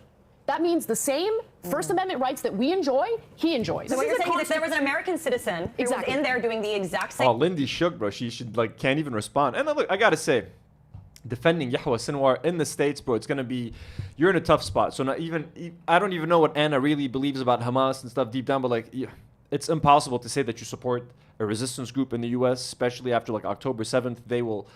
you automatically lose any credibility, I feel. So they have to condemn Hamas, they have to condemn Yahya Sinwar, even though by doing so, you are basically condemning armed resistance. And I think that the Palestinians have every right to armed resistance after considering what they're going through. You know what I mean? So if you support armed resistance, you support resistance and you support Hamas indirectly. Now, I'm not saying I support what happened on October the 7th, but I'm saying that Palestinians have the right to resist with weapons, with arms. So take that as you will. Thing, yes. The same, punishment that he received would not be applied equally to But the he's other a citizen. And I get Hold on, he got the visa on the idea that he would come here to study, not, militate in favor of Hamas. So that's the standard you want to set, Lindy? What So your standard is He's militating. He's here militating. Because he's a militant. He's a Hamas militant on our college campuses. He was recruiting Hamas members. Like, what the fuck, bro? If you come to the United States, That is the okay, standard. who's the arbiter of what kind of speech is acceptable? Exactly, and I was going to say that I agree hold with you on. for the most part, but this is a slippery slope. It Because is. who's to say that eventually already being a Christian is one thing that is considered Hold on. extreme, and they'll kick you. No, I'm just saying in the most extreme case. literally You have, tears- Wait. I understand that, but it's who's the arbiter of Exactly. that? I get what you're saying. That's what I'm worried about. There is some nuance, though, and I actually interviewed Alan Dershowitz about this. Whether you love him or whether you yeah. hate him, he is a constitutional attorney. I know. Alan Dershowitz is the pedophile lawyer. He's a pedophile, and he was the lawyer about Jeffrey Epstein. Alan Dershowitz loves Israel. He defends Israel all the time. He defends Israel's genocide. Alan Dershowitz is the biggest piece of shit. So the fact that Jillian Michaels is using Alan Dershowitz or anything he said as some kind of reference is disgusting. And fuck you, Jillian Michaels, you disgusting fucking piece of shit for even saying Hold that. on. And he actually was saying that the facts have yet to come out whether or not or what rights this guy is entitled to. And arguably, if you are in support of a terrorist group, does that, no matter who you are, American or otherwise, does that not necessarily account to, quote, free speech? It depends. If it's supporting a terrorist organization, American or otherwise. It depends. Alan Dershowitz supports the IDF and Israel, so he supports the biggest terrorist organization in the world. And I hope Anna Kasparian calls her out on even bringing up Alan Dershowitz' fucking name, bro. If you are providing material support to a terrorist group, Right. Okay, we're talking about something Yeah, I said Jeffrey Epstein. Sorry, guys. completely different in that context. There is no evidence that Khalil has provided material support to Okay, Hamas or fair. any terrorist group at all. And thank you for acknowledging that it is a slippery slope. Because if you don't protect the speech you disagree with, and again, I disagree with anyone who supports Hamas or Sinwar, okay, that will turn around and haunt you when you exercise speech that's considered controversial by your political But Anna, opponent. here would be the other argument. What about rape gangs in Europe? Wait, hold Because on, but- culturally speaking, you're for Sharia law, and these kids are raping these young But girls Jillian, because it's normal in their what we have to culture. realize, what we have to realize. This is not like an upstanding citizen that I want to let in here. This is the vetting process of legal immigration that I'd be like, yeah, no. Jillian, I would wager to say that rallying in support and trying to drum up support for Hamas or even anti-Israel causes is inherently providing support to Hamas.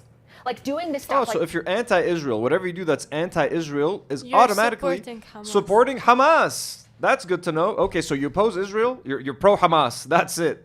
And you're anti-Semitic. Just add that for fun. I truly believe it. I stand with it. I can't believe I that. see in both support of sides of Hamas, this. or is it more so? I the- see Yeah, but she's my favorite so far. Like, Lindy Lee is the best on the panel because she's saying the most inflammatory shit. Like, we need people like Lindy to make this show watchable. Palestinian. Yeah, because there is a yeah, difference, thank and you. people try to conflate these two, but they are a little bit different. Yes. Like on the It was website. specifically Yeah, Hamas. exactly. Okay, see, I get that, but What? the thing is, okay, so imagine, just play out this hypothetical for me. She Imagine kind of looks like Katniss from the Hunger Games. A tiny bit, a little bit of Katniss Everdeen in there. Not right Harris came into power. I Imagine see. that we have 8 years of Harris, and by the end of that, self-proclaimed, see it. socialist. there. I'm Katniss Everdeen. That's a horrible accent. Katniss.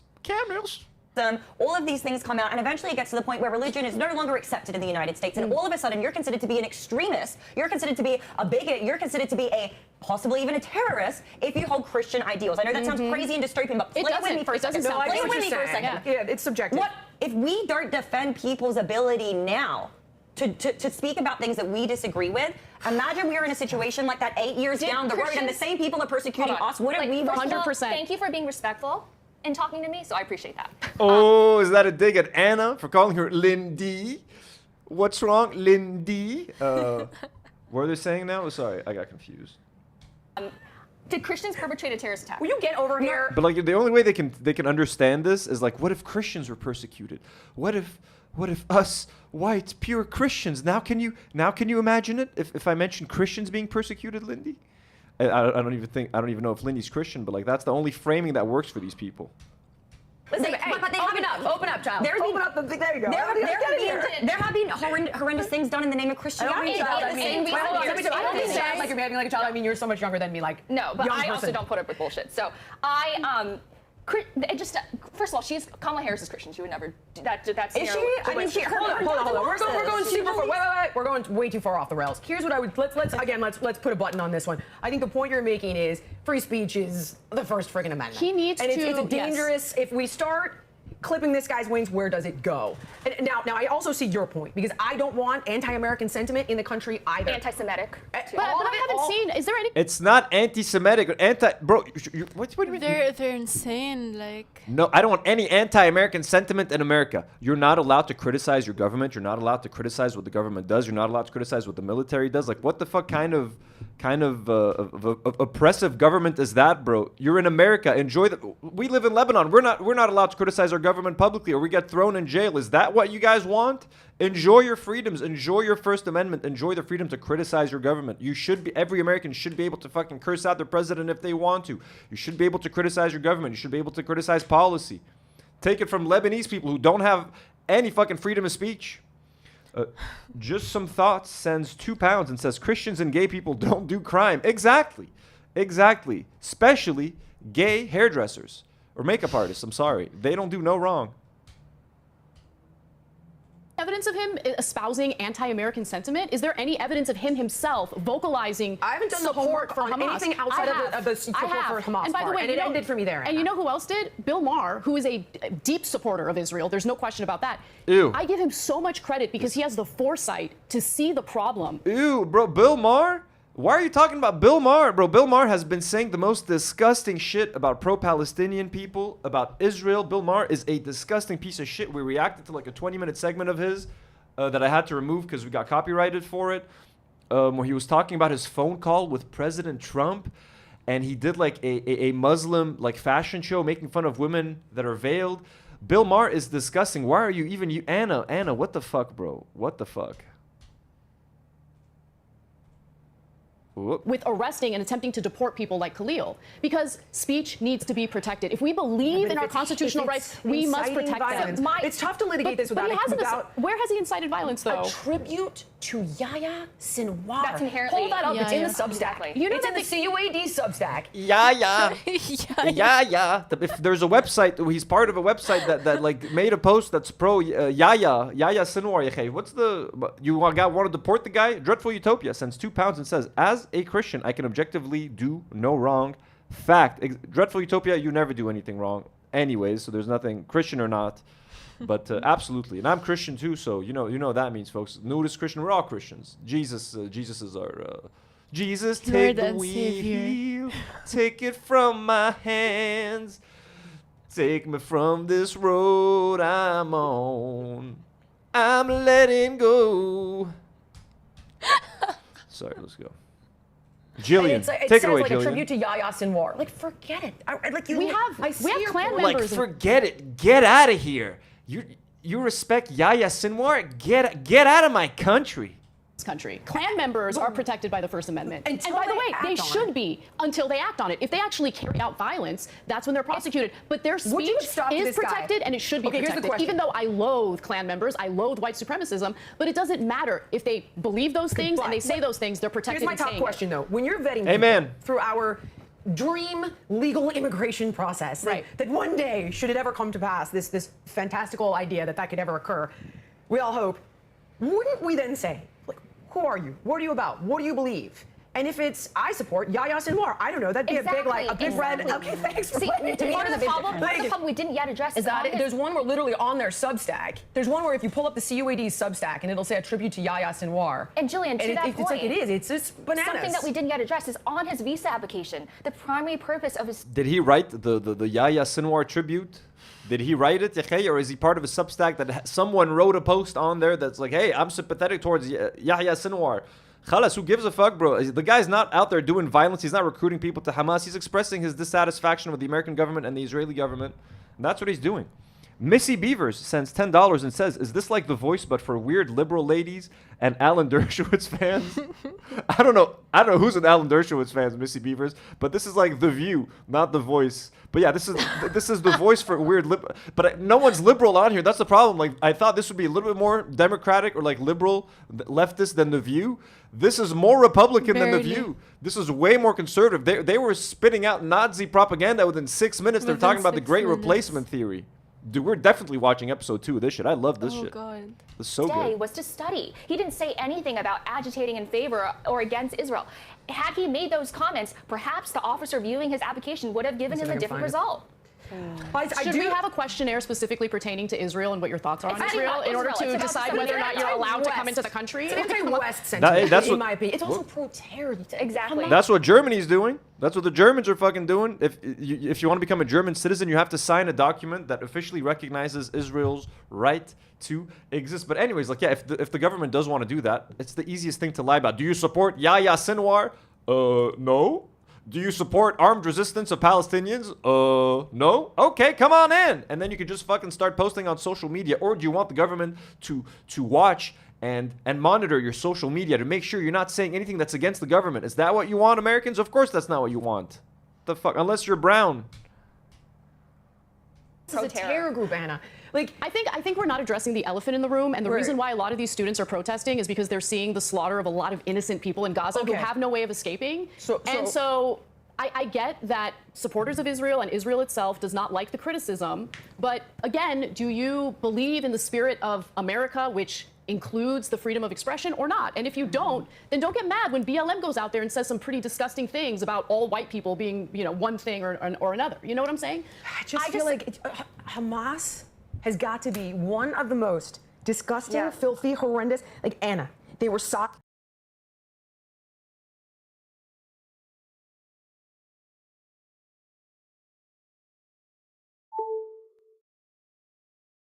The most disgusting, I think we're back on. She gets her fucking information from Twitter and Grok. Grok. So like, why do you have a show? But you don't understand. Hamas is the most.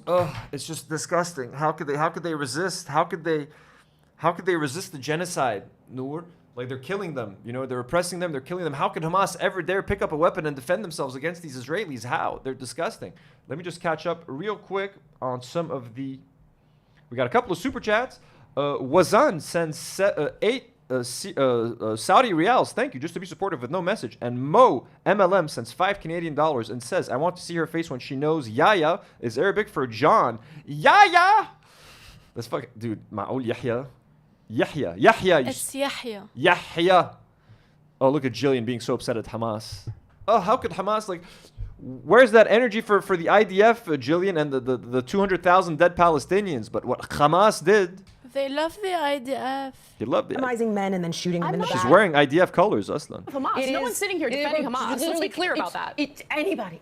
You lose me. I hear you and I see your point. But I just can never in my lifetime advocate for this person being in the country when you know what happened. But I don't care. Where are we going to deport the Klan's members?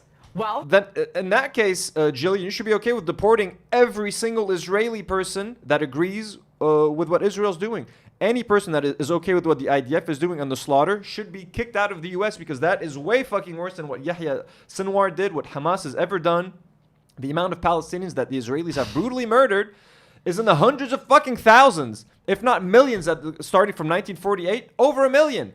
What the fuck are we talking about here? You fucking Zionist hack with your fucking Zionist colors, bro? Piece of shit. My question would be, do you, if they're advocating, if their speech, and this is again where we sort of do need to defer to a constitutional attorney, so let's make a note. Cover this. To get be a good guest. Wait, you know the difference with the Klan members? They're Americans. They're citizens. They were here. They're homegrown. Like, we can hate them. We can detest them. They're homegrown. Homegrown white racists are allowed. Are you potatoes? What are you talking about? If you're a homegrown Iowa potato, if you're a homegrown racist, you're fine. That's okay. You know what I mean?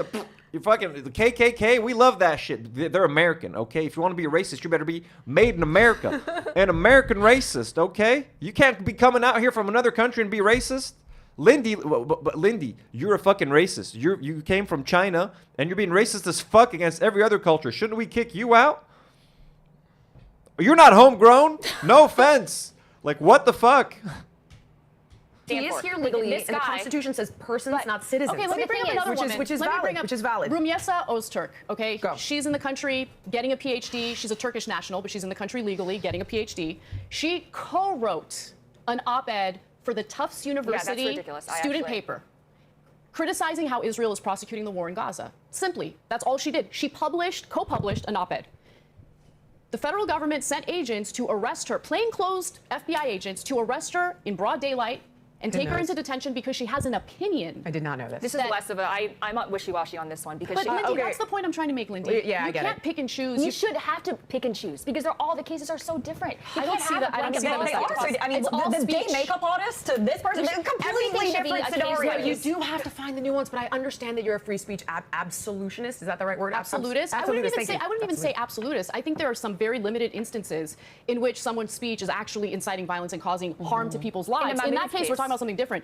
In this case, when we're talking about Khalil, look, I'd love to see the evidence of him inciting violence. If he himself participated in inciting violence and caused harm to others, then we're having a conversation. But the Trump administration hasn't presented a shred of evidence to that effect. And I just cannot sit by and say that it's okay for this to happen because, again, it is a violation of constitutional rights. By participating in these anti-Semitic, anti-America... Sorry, Autumn Leaves is saying, kick Lindy off the show. She is awful. Autumn Leaves never. Lindy is making the show watchable because she's giving such dumb, bad, racist takes. That's what we need for the show to survive. It gives Anna something to yell at. You know what I mean? So I like it. And the person was like, yeah, I didn't know that. I didn't know that story. Yeah, because you're getting all your information from fucking Grok. When Anna was mentioning the Iranian woman who got arrested, they're like, oh, I didn't know that. Well, yeah, fucking do your fucking research, idiots. Student protest, he is inherently inciting violence. Beyond anti-Semitism, though. This is the I'm most with you. I'm disgusting attack on humanity that has occurred in my lifetime. More. And I get it. I understand that. The most disgusting attack that happened on humanity in your life was October the 7th, bro. Bro, these fucking brainwashed Americans. Fucking read a book, Jillian Michaels. Stop doing lunges. I think it's doing something to your fucking head or some shit, yo. What the fuck, Jillian Michaels? Did one of the Biggest Loser contestants fall on your head? Is that what's happening? Did you got brain damage? God damn. Okay, so let's litigate. In fact, maybe since you bring up Israel, we should I guess touch upon that. And here's what I would like. I have not done a deep dive on this subject matter because there's no winning in this argument, which is unfortunate. But I would like to establish the following thing, and you guys tell me if I'm wrong. Being Jewish or Israel, Judaism, being called a Jew seems to be associated. What? She's already conflating the two. She's like, being Jewish, I mean, Israel, what? What are you talking about? What the fuck? This is gonna be a shit show. Jewish or Israel, Judaism, being called a Jew seems to be associated with three very separate things. Number one, it's an ethnicity. So for example, I'm like 37% Ashkenazi Jew. Number two, it's a religion. I have no experience in the religion because my mom just didn't raise me with it. Because her mom was a war bride and was terrified of the Nazis. Long story short, I had no idea I was Jewish until I got my 23andMe. We all know this story by now. So there's a religion. On top of that, now there's a government associated with it. And it seems as though when people want to criticize the government, they immediately get labeled as anti-Semitic. And I agree. That's and that's absolutely a problem. and that's a problem. Yeah, because well, thank you, Jillian. That is a pretty. That is not the take I was expecting from Miss Israel Close right here. She's saying, do not conflate the two, and you should be allowed to criticize the Israeli government without being labeled an anti-Semite. Let's see where this is going to go. And Jacinto Gonzalez sends $2 and says, Lindy is vile for supporting IOF. Deport her with an American flag. I completely agree. She's not allowed in the U.S., but that's because she's Chinese, not because she's a racist. But I still don't buy it from her because while trying to explain that people conflate the two or three, whatever. She conflated the two. She conflated. She was like, when you're Jewish, Israeli, Judaism, whatever, the whole thing, the whole package. Yeah, she's conflating, but let's see. It was a good take for now. Let's see what happens. the Israeli government as a representation of Jewish people, of all Jewish people. In fact, there are a ton of Jewish people who have been, by the way, in Israel, who are protesting and very critical of the current Israeli I have government. many friends who are in Israel by that the way, are not a fan of Netanyahu. the way Netanyahu is regardless. trying to crush them for protesting him is disgusting. Even in America, you have a lot of American Jews who are critical of how Israel is prosecuting the war. So I do not conflate Jewish people with the Israeli government. I see them as two different things. And I mean, even look at America. I mean, if people were criticizing the Biden administration and criticizing everything that was happening over the period of the last 4 years, does that make them anti-American? No. In fact, I'd say a lot of Republicans are probably the most pro-American people. They were criticizing the government. It's a distinctly different thing. It bothers me that you are incapable of doing that without immediately being painted with an anti-Semitic brush. Now, personally, I lean largely towards Israel simply because it's like, if Hamas. Fuck you, Jillian. Personally, I lean I largely love that towards Israel. Throughout this whole debate, no one's mentioned Palestine or the Palestinians. It's only been like Israel versus Hamas, which is all it is for them. Anna mentioned a couple times that like they're slaughtering people. So at least there's that.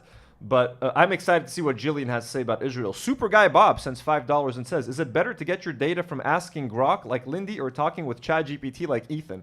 Asking for a friend with half a brain. I think they're both equally bad, man. You know what I mean? But maybe ChatGPT is a little bit more advanced. So Ethan is using the better AI because Grok, I highly doubt Grok is usable. I've never used Grok, to be honest with you.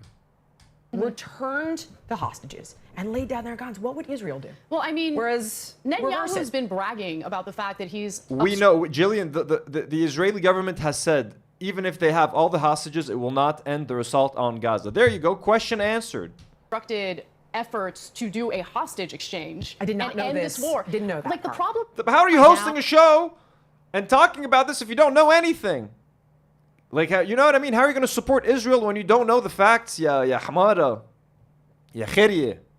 Is a lot of people are dying and a lot of people are suffering, including Jewish people living in Israel, as a result of his disgusting leadership that's totally narcissistic and self-interested. He wants to avoid... That's very different than being an anti-Semite. He wants to avoid fate, like actually going through the trial for his corruption charges. Right. And the best way to skirt responsibility for that is to keep this going. I have heard that. I've done. Does anybody have a counter argument to that? Because I'm not educated enough to push back on it. I'm anti-Bibi because he's so. That's interesting. You agree? I'm anti-Bibi and anti-Yaya. Yaya and Bibi. My best friends. And like, again, Jillian Michaels hosting a news show, a news panel where they're debating major issues is like, I'm not educated, and the genocidism going on for 2 years. I'm not educated. I don't know what's going on, but I'm pro-Israel. You guys debate it. You guys talk it out. Like, what the fuck? So invested in Trump's victory because he saw that as his escape from justice. 100%. Okay. You're right about that. So I like the way we're like, Supreme Court, parental rights. Dear God, This one should be less contentious, Jillian. Everybody's alive. This should be less contentious. I don't know, because now I'm going to be the odd man on this one. I'm kidding. This will be super contentious. All right, jump ball here, team. So, Supreme Court parental rights case, Mahmoud v. Taylor. Who wants to set this one up? What's going on? Anybody want to take it, or I'll pass to Anna, unless... So you want to jump on essentially, that's it? That's all they said about Israel? My understanding is there is a cohort of Yeah, different because religious they families. agree mostly, like, for the most part. Like, no, but so, like, the other guys got let off the hook by being like, yeah, we're against Bibi Netanyahu.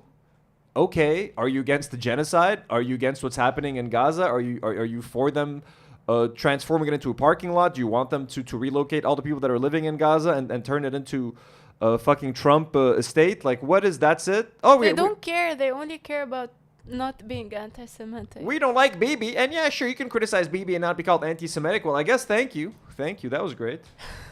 Okay, Muslims, Jewish people, Christian families. Actually, I really think Jillian defended the whole thing and did the whole talk about conflating Judaism and Zionism, literally because she doesn't want to be called...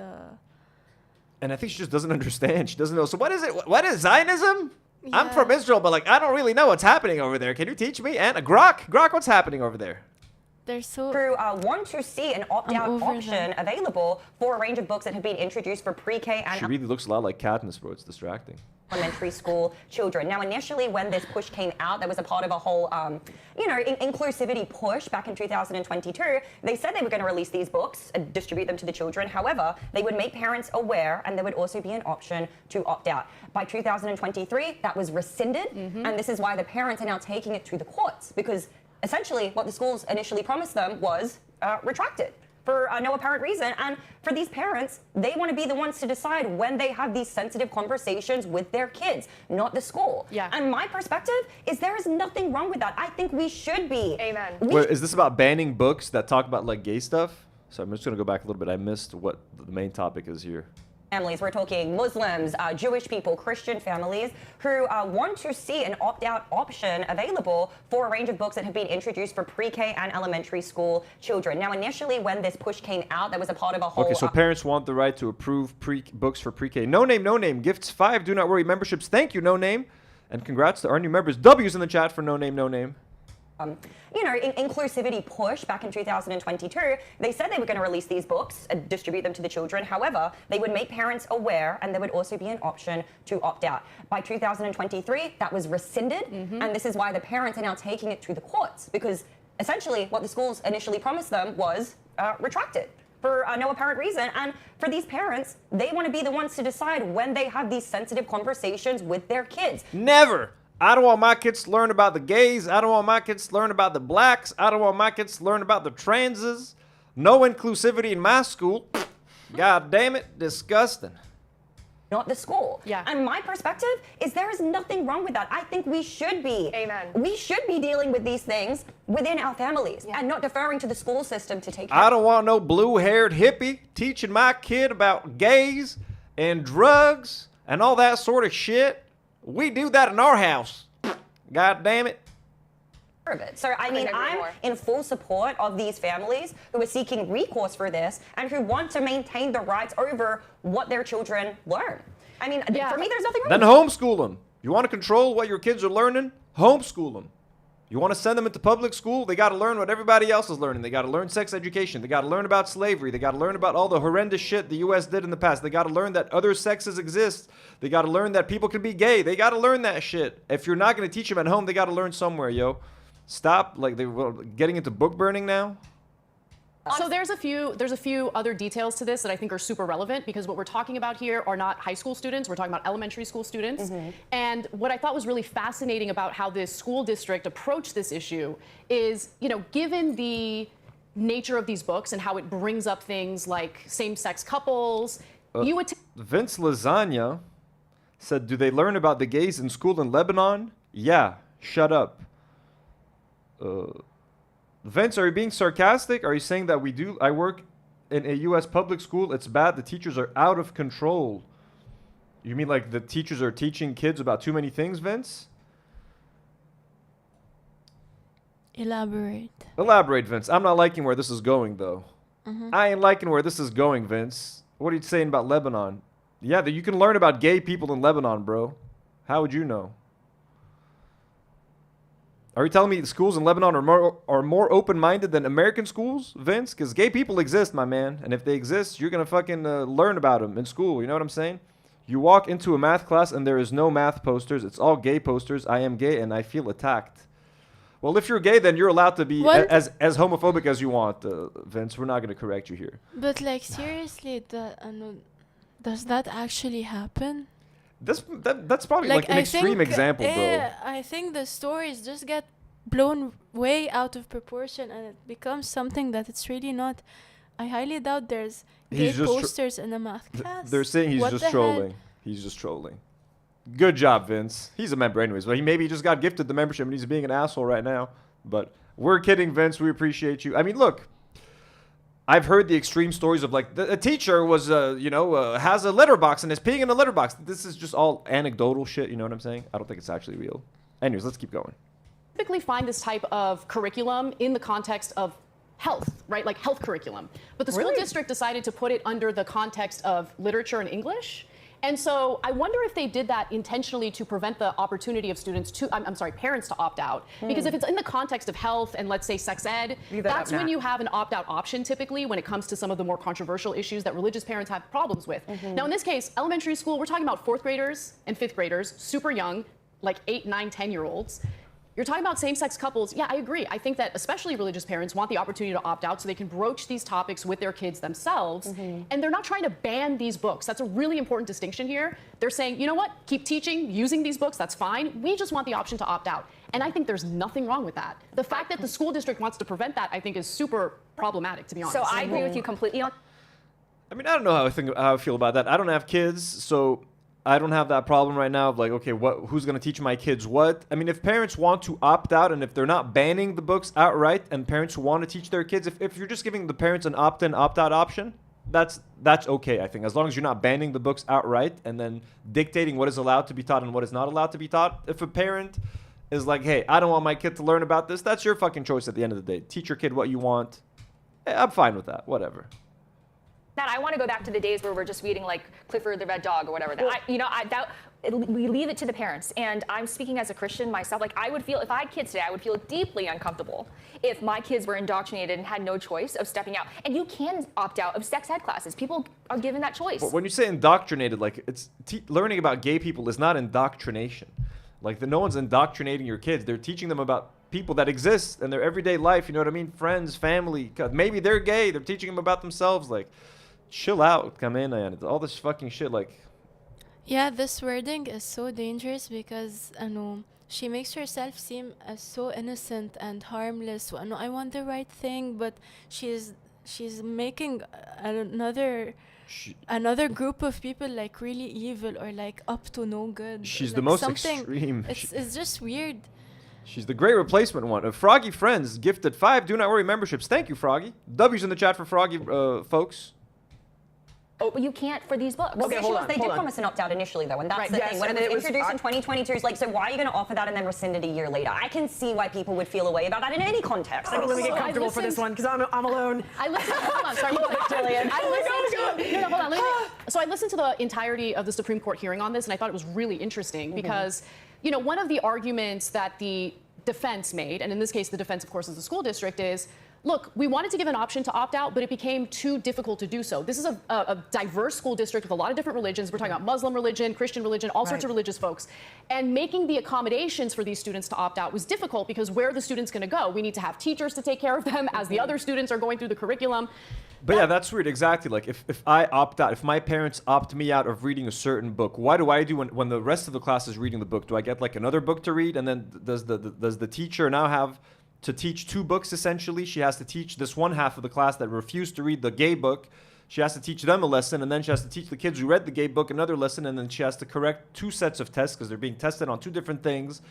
You're creating double the work for the teacher, so either teach everyone the same thing or don't teach them at all. But then if that's the case, then they're going to want to ban these books and not give the... So I think you should just teach everyone about everything, bro. Learn about gay people, gay rights, all that sort of slavery, whatever it is that Republicans consider too controversial, just fucking learn it. It's fine. It's school. You're going to see it online anyways. Parents think they can control what their kids are seeing and learning at school. Bro, fuck the internet, okay? Have you heard of the internet?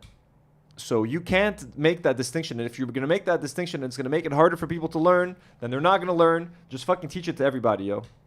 It's an interesting argument. The Supreme Court justices didn't appear to really buy that argument based on what I heard. But what I thought was really fascinating was Justice Elena Kagan. Someone is saying Jillian is Lebanese. Can you check out if Jillian Michaels is of Lebanese origin? I think they mean lesbian. Oh, lesbian? Okay. Let's find out. Is she lesbian or Lebanese? Let's find out. A liberal justice who was appointed by Obama actually agreed with the conservative justices in regard to the nature of these books and how the content of these books is not appropriate. So that's what I want to litigate. Yeah. I must have missed something because when I looked it up, here's what I found. Pre-kindergarten pride puppy. Can we maybe pull that up? A story. Pre-kindergarten pride puppy. I mean, if the kid is young and they want to learn about, like, I don't see what's wrong with learning about gay people, bro. Like, gay people exist. That's it. It's a fact of life. You can't shield someone from learning about gay people. Like actually, her father is of Syrian descent. Jillian Michaels, father's of... Damn, that's pretty interesting. Pride Puppy. I mean, that's fucking fine, bro. It's a cute little book, man. A gay dog. But I'm okay with Pride Puppy. I don't the think point Pride is, Puppy I is a think what problem. they're trying to establish is that there are all different kinds of people Right. and all different kinds of families, and by acclimating the kids. Thank you, Nola, they're like, for oh, gifting a look, membership. We the love next one you. would be Uncle Bobby's wedding. Like, oh, Uncle Bobby is gay and is married to a man, so it's not so foreign and so gross. And I say this simply because the way I was brought up. Like, many look, there are some books with like graphic descriptions of like sex that maybe, okay, I wouldn't want my kid reading a fucking sex scene when they're like in pre-K or some shit. If there's like a book with like graphic descriptions of sex, yeah, maybe some kids are too young, but like just. Yeah, and that's sport. But if it's just a story of like gay people or like a fact of life, then that's fucking fine, bro. If it's something that's extremely violent, like someone's beating someone to death in like a book that's meant for children, or like a graphic description of like a sexual act, then yeah, I wouldn't want my kids to be exposed to that. That is as far as I would sort of push the line. But like just learning about other people and cultures or sexual preferences, like that's fine, you know what I mean? would want my kids to know that gay people exist. Yeah, of course, exactly. Like, that's fine. It's crazy, man. What's happening? Ago, it was foreign and it was gross, and I didn't know anybody who was gay except the interior designer that my dad would refer to as the queen bee, or some quote. I don't want to say the D word because YouTube will legitimately like demonetize the episode, but that word being used in a derogatory fashion as I was growing up, and I was homophobic for such a long time. Whereas I wonder if there was Uncle Bobby's wedding as a kid, it wouldn't have been gross and weird and foreign. So then the next one is first grade, intersection allies. We make room for all. That's such a sweet cover, man. Intersection allies, everyone's holding hands and That's everyone's so together, cute. and you have the people from different cultures smiling and being happy. What is wrong with that, bro? Yeah, I want my kid to fucking read this book. I would love for my kid to read Intersection Allies. What's wrong with that? And Republicans will be like, this book is so gross. It teaches Right, how but- to accept other people. Just let me. Vince Lasagna sends $2 and says, "Love you guys. I'm not a gifted membership." Ooh, well, thank you, Vince. We appreciate the support and we love you too. They're saying she's gay. They're saying Jillian Michaels is gay.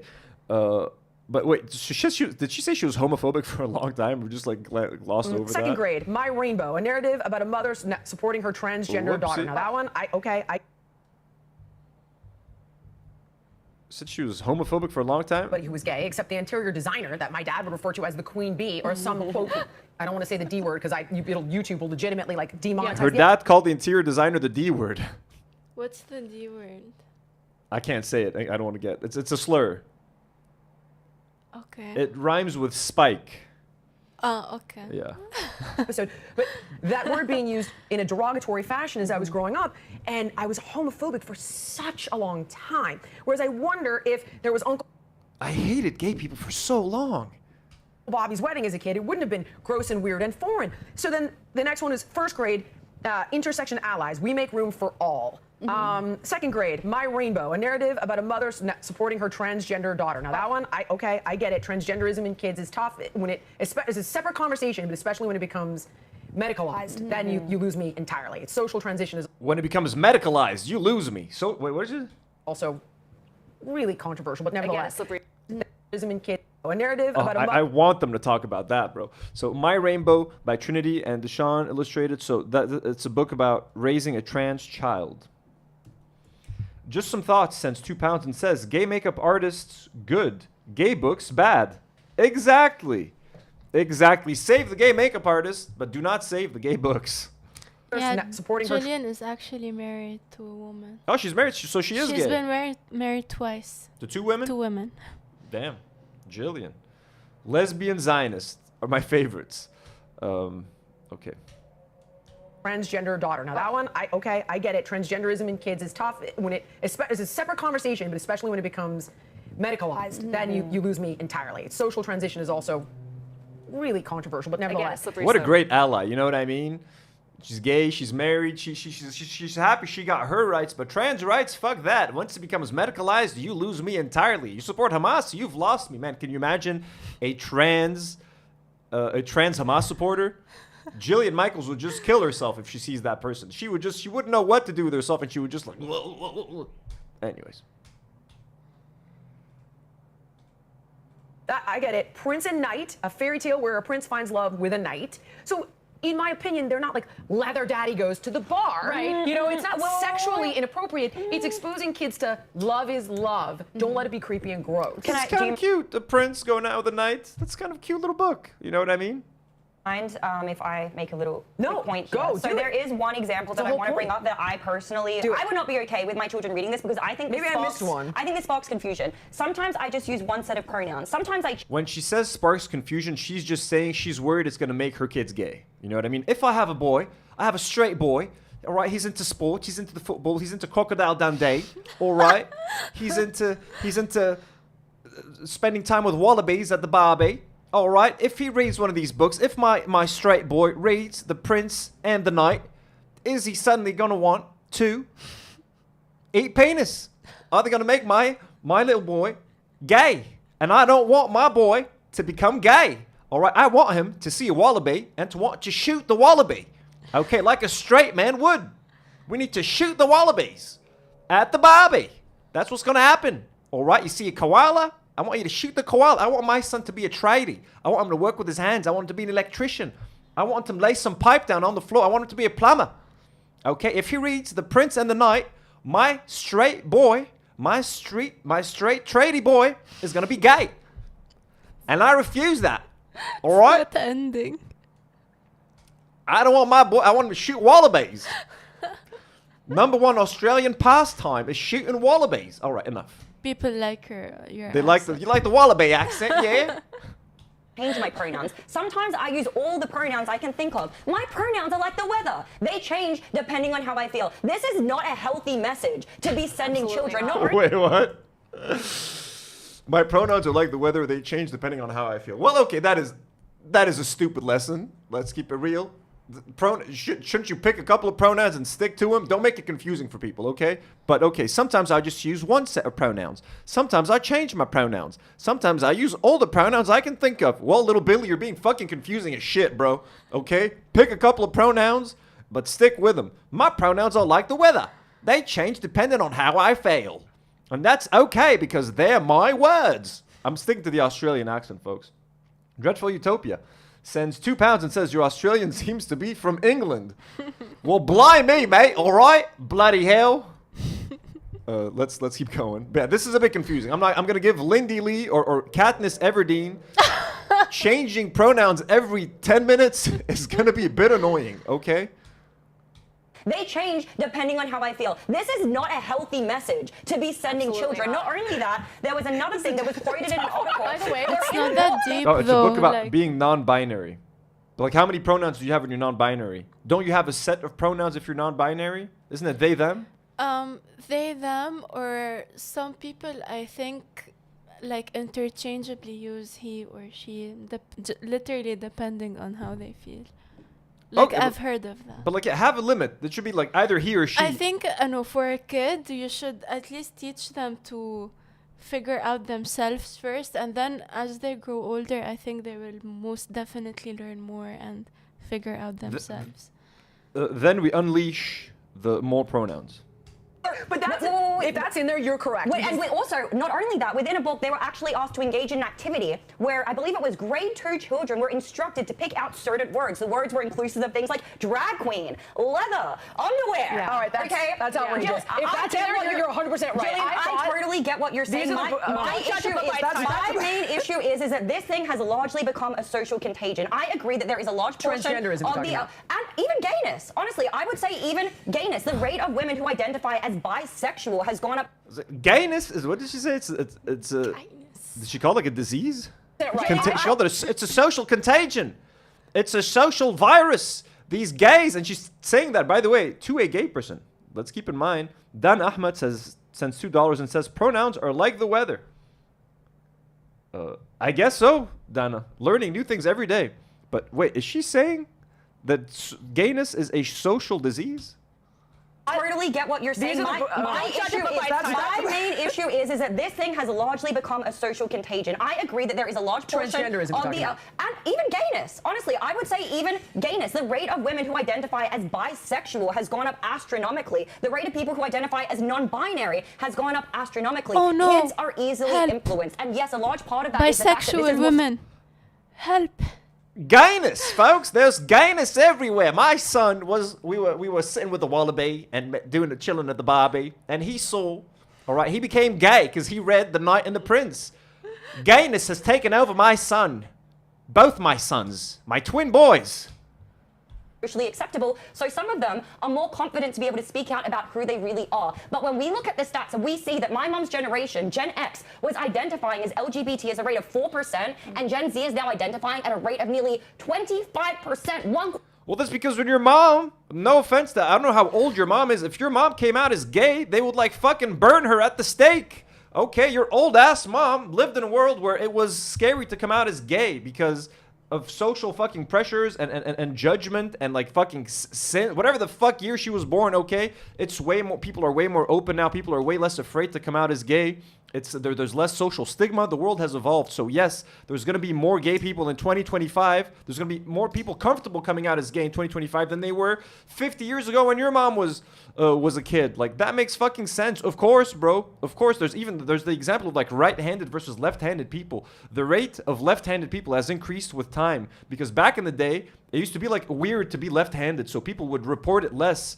Does that mean that there's more left-handed people now? No, it's just they're more comfortable in coming out as left-handed. Same shit with gay people. Same shit with trans people. That's how it works. Also, it's funny she only mentioned bisexual girls because she doesn't want to mention the lesbians sitting on her table. You're fine, Jillian, but it's just all these bisexuals right now that are ruining men for everybody. I've never heard anyone before complain about bisexual girls. What the fuck? They're crazy, bro. They don't like any fun. All right, let's keep going. Quarter of them are saying that they are identified within this group. It is more than just we need acceptance. This is a social contagion. Hold on. Look, I don't know. I think she just learned the term social contagion like 2 days ago, and She needed to use it. She just wants to use it. It's a social contagion, all right? Grok didn't just teach me that, by the way. All right, I didn't just learn that from Grok. All right, I know that term from like 2 days ago. Know if someone who's straight can be convinced to be gay. Like, I just, I don't know if I'm really buying that. Well, However, also there's no harm. Yeah. Well, here's where I would also differentiate. If you're, and I'm sure that people who are religious will take offense with this, and that's not my intention, but there's a monster-sized difference between sterilizing a child with cross-sex hormones permanently, preventing them from ever having an orgasm, with a medicalization of gender. Why are you talking about kids and orgasms right now, you disgusting pig, bro? Why are you... You're stopping these kids from having orgasms. Bro, these people who think about trans people all the time and like that are against trans people think about the weirdest shit. They're constantly thinking about like children's genitals and orgasms. Why are you talking about little kids having orgasms, Jillian Michaels? That's fucking nasty, bro. What is in your minds?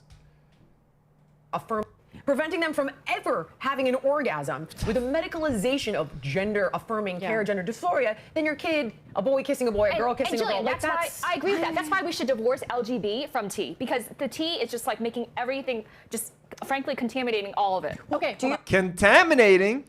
So she's talking about trans people being like a virus. It's a virus. It's this contaminant that if you mix it with other stuff, it's going to contaminate it and make it worse, and it's going to ruin it. Oh my God, bro. Lynn D? That is incredibly fucking fucked up, bro. You are contaminating the trans people, folks. The trans are contaminating the gays. What happened to solidarity, bro? Gay people are so excited to, like, some gay people are more than happy to throw trans people under the fucking bus, bro. Like, they got their rights. Like, all right, fuck them. I got what I wanted. They're coming for your rights too, gays. They're going to come and take your rights away too. So you better stand with the trans community.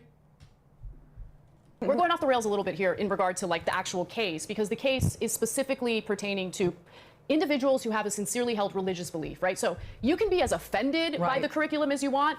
There's no constitutional protection against being offended. However, when it comes to these public schools, they do need to make accommodations for religious families who have sincerely held religious beliefs. And so that's why this case has made it all the way to the Supreme Court. I would have a problem with the school district being forced to ban these books, but that's not what's being asked. These parents are actually being pretty accommodating. They're like, we don't want to ban these books. we just want to pull our kid out of this class and opt out. Yeah, I see that. And you know what? I'm largely... Look, while I wouldn't do that, and while I want my kid to be as exposed to as much stuff when they're in school, as many different cultures, I want them to learn as much stuff if there is a family that is extremely religious, whether they be Mormon or Christian or Muslim or whatever. If they're really uncomfortable with their kid learning something, I would just say, like, let's not make it a big issue, and they're allowed to opt their kids out of that class. When I was in Lebanon, we went to high school. I really didn't want to do Catholicism. My family's Christian. I was in a Catholic school. A lot of my friends and I just didn't see the point in being in a religion Christian class. They made us like buy expensive like books and stuff to learn about Jesus when we have the Bible, the only book you need to learn about Jesus. So a bunch of my friends and I literally like would ditch every single religious class, and then eventually like they just exempt us from it. They're like, okay, you guys clearly don't want to learn. You don't have to come to class, okay? I don't want to force my kid to learn anything like if I'm not religious and I don't want my kid to spend time in like Catholicism class, I should have the right to do that. Obviously, do I agree with parents that don't want their kids to learn about gay people? Of course not. But like, it's better if they're okay with just getting their kids out of a class, and they're not for banning books or burning books, then that's cool. Whatever. There. I guess what concerns me is that, and I should probably jump to the Jordan Peterson psychotic right in just a moment. Right in a moment, because what concerns me is when we start to go from like, hold on, we shouldn't be giving children off-label cancer drugs for gender dysphoria, and there was no question that it was like less than 1% of the population, and it's skyrocketed, and there are elements, inarguably, that are social, which are impacting these statistics, rising exponentially. But I just worry that if we start to remove any exposure to people who live different, it facilitates othering, and that's dangerous. I get That's that's a all I'm good saying. point, but that doesn't prevent parents from talking about it at home, or even they can talk about it anytime. All these parents are saying is we don't want our kids to be taught that. I get it. Yeah, but the parents are going to if parents are like anti-gay and they don't want their kids to learn about gay people in school, they're going to teach them the wrong things about gay people at home. They're going to indoctrinate their kids with like anti-gay sentiments and anti-gay education and anti-trans and anti-black and anti all of those things. So at least in school, they're being taught the right thing. They're being taught to respect all cultures, all sexual orientations, all religions, etc. If you got a bunch of fucking racist ass parents taking that education into their own hands and teaching their kids what they want, they're going to teach their kids the most warped version of that. So there is something to be said about a standardized level of education and a standard that all schools must follow. But if you want to get religion into it, again, I think the only exemptions should be like in extreme religious cases. If it's like if it's a Muslim family that is very religious, if it's a very religious Christian family, and it's really getting in the way of their religion and stuff, then sure, we can make an exception. But anything other than that, I think, is silly and stupid. I think if anyone is ever that worried about what their children is consuming or hearing, they should just homeschool. You should homeschool, yeah. Because like, I know, the kid will be made fun of for not participating whatsoever. Also, they will be hearing this kind of things from their friends, even though if they're not participating Of course. And with the internet, like, your kids are going to learn everything, bro. At least make sure that it's coming from a trusted source of information, a fucking teacher, someone you trust. Like, I'd rather, you know what I mean? Like, that should be the case. And by the way, I have cousins that were homeschooled. I used to think that homeschooling was like really weird when I was young, and I used to think that homeschooled kids would end up being like very socially awkward and weird. My homeschooled cousins are so well behaved. They're so nice to talk to. Like, they weren't socially weird at all. They're very well adjusted. Like, seeing them grown up, it kind of made me okay with homeschooling my kids. Now, it's a lot of effort, and you have to like be an accredited homeschooler, and you have to follow a certain curriculum. It's not as simple as just read this book and you're homeschooled. You still have to follow a certain system. But like my homeschooled cousins are fucking great, bro, and they actually gave me hope in homeschooling. So, anyways, back to this. Vib says that the bulk of Europe has homeschooling outlawed. So then what? Yeah, I'm not saying homeschooling isn't the only solution. So I think schools should teach everything, to be honest with you. I think schools should teach all of that stuff. I wouldn't want any sexual content from my kids, regardless, by the way, straight or gay. So if that's in there, especially in elementary school. No, you're right. Oh, Mohsen is in the chat. Mohsen is asking if we can share the link. Mohsen, ahla wa sahla habibi. Yes, we're going to share the link. Can you share the the donation link in the chat and pin it up top. Folks, we have a fundraiser that Harley, one of our viewers, started for Mohsen and his family. They're stuck in Gaza right now. Their home was destroyed by the IDF. We've helped raise a whole bunch of money for them together. So if you guys would want to add any more, contribute any more, we're going to pin the link in this live chat and consider donating to help Mohsen. The two issues here. This is not a book ban, and I know people get really heated about that, but that's really not what it is here. Right. This is just a classroom issue, and it's still going to be available in the libraries. Like, people can still get it. Right, okay. You know? I see what you're saying. Final thing I'll say about this story, sorry to interrupt you, but look, I get that everyone's obsessed with culture wars, that's fine, but can we at least pay a little more attention to the academics in these public schools? Because a lot of these kids can't read, and that's a huge so right. problem. Pandemic You are generation. so right. problem. Okay. I want to say there was a scary moment I just saw It's yesterday. real. Yeah. I'm dealing with it in real time. It's bad. Your kids, their Oh my age- gosh, my son is going into 8th grade, and his reading, he's got a really high IQ. The kid's intelligent. He does struggle with some dyslexia, but nevertheless, we should have caught him up by now. But in California, the 2 years of not being in school, and by the way, I mean, Anna, because Anna's also in California right now, and I've had to go back and forth quite a bit over the last year. So my kids have been in school in California, and every 5 seconds it rains, no school. Fires, no school. Oh, it's raining again, and there's not 2 roads of egress, meaning 2 ways in and out. So if it rains, there could be mudslides. My kids have missed since January 1st 34 days of school. That's crazy. And they're not making up for it. That is a good point by Anna. Americans have like a very low level of reading. Like kids in schools are like really fucking dumb. American public schools are pretty bad because it's no fault of their own. They keep defunding them. The government keeps fucking defunding public schools, and now Donald Trump just gutted the education department. It's gonna get so much fucking worse. But yeah, American kids, the level of reading and education in American schools is very low. Like American kids are growing up to be pretty dumb. No offense.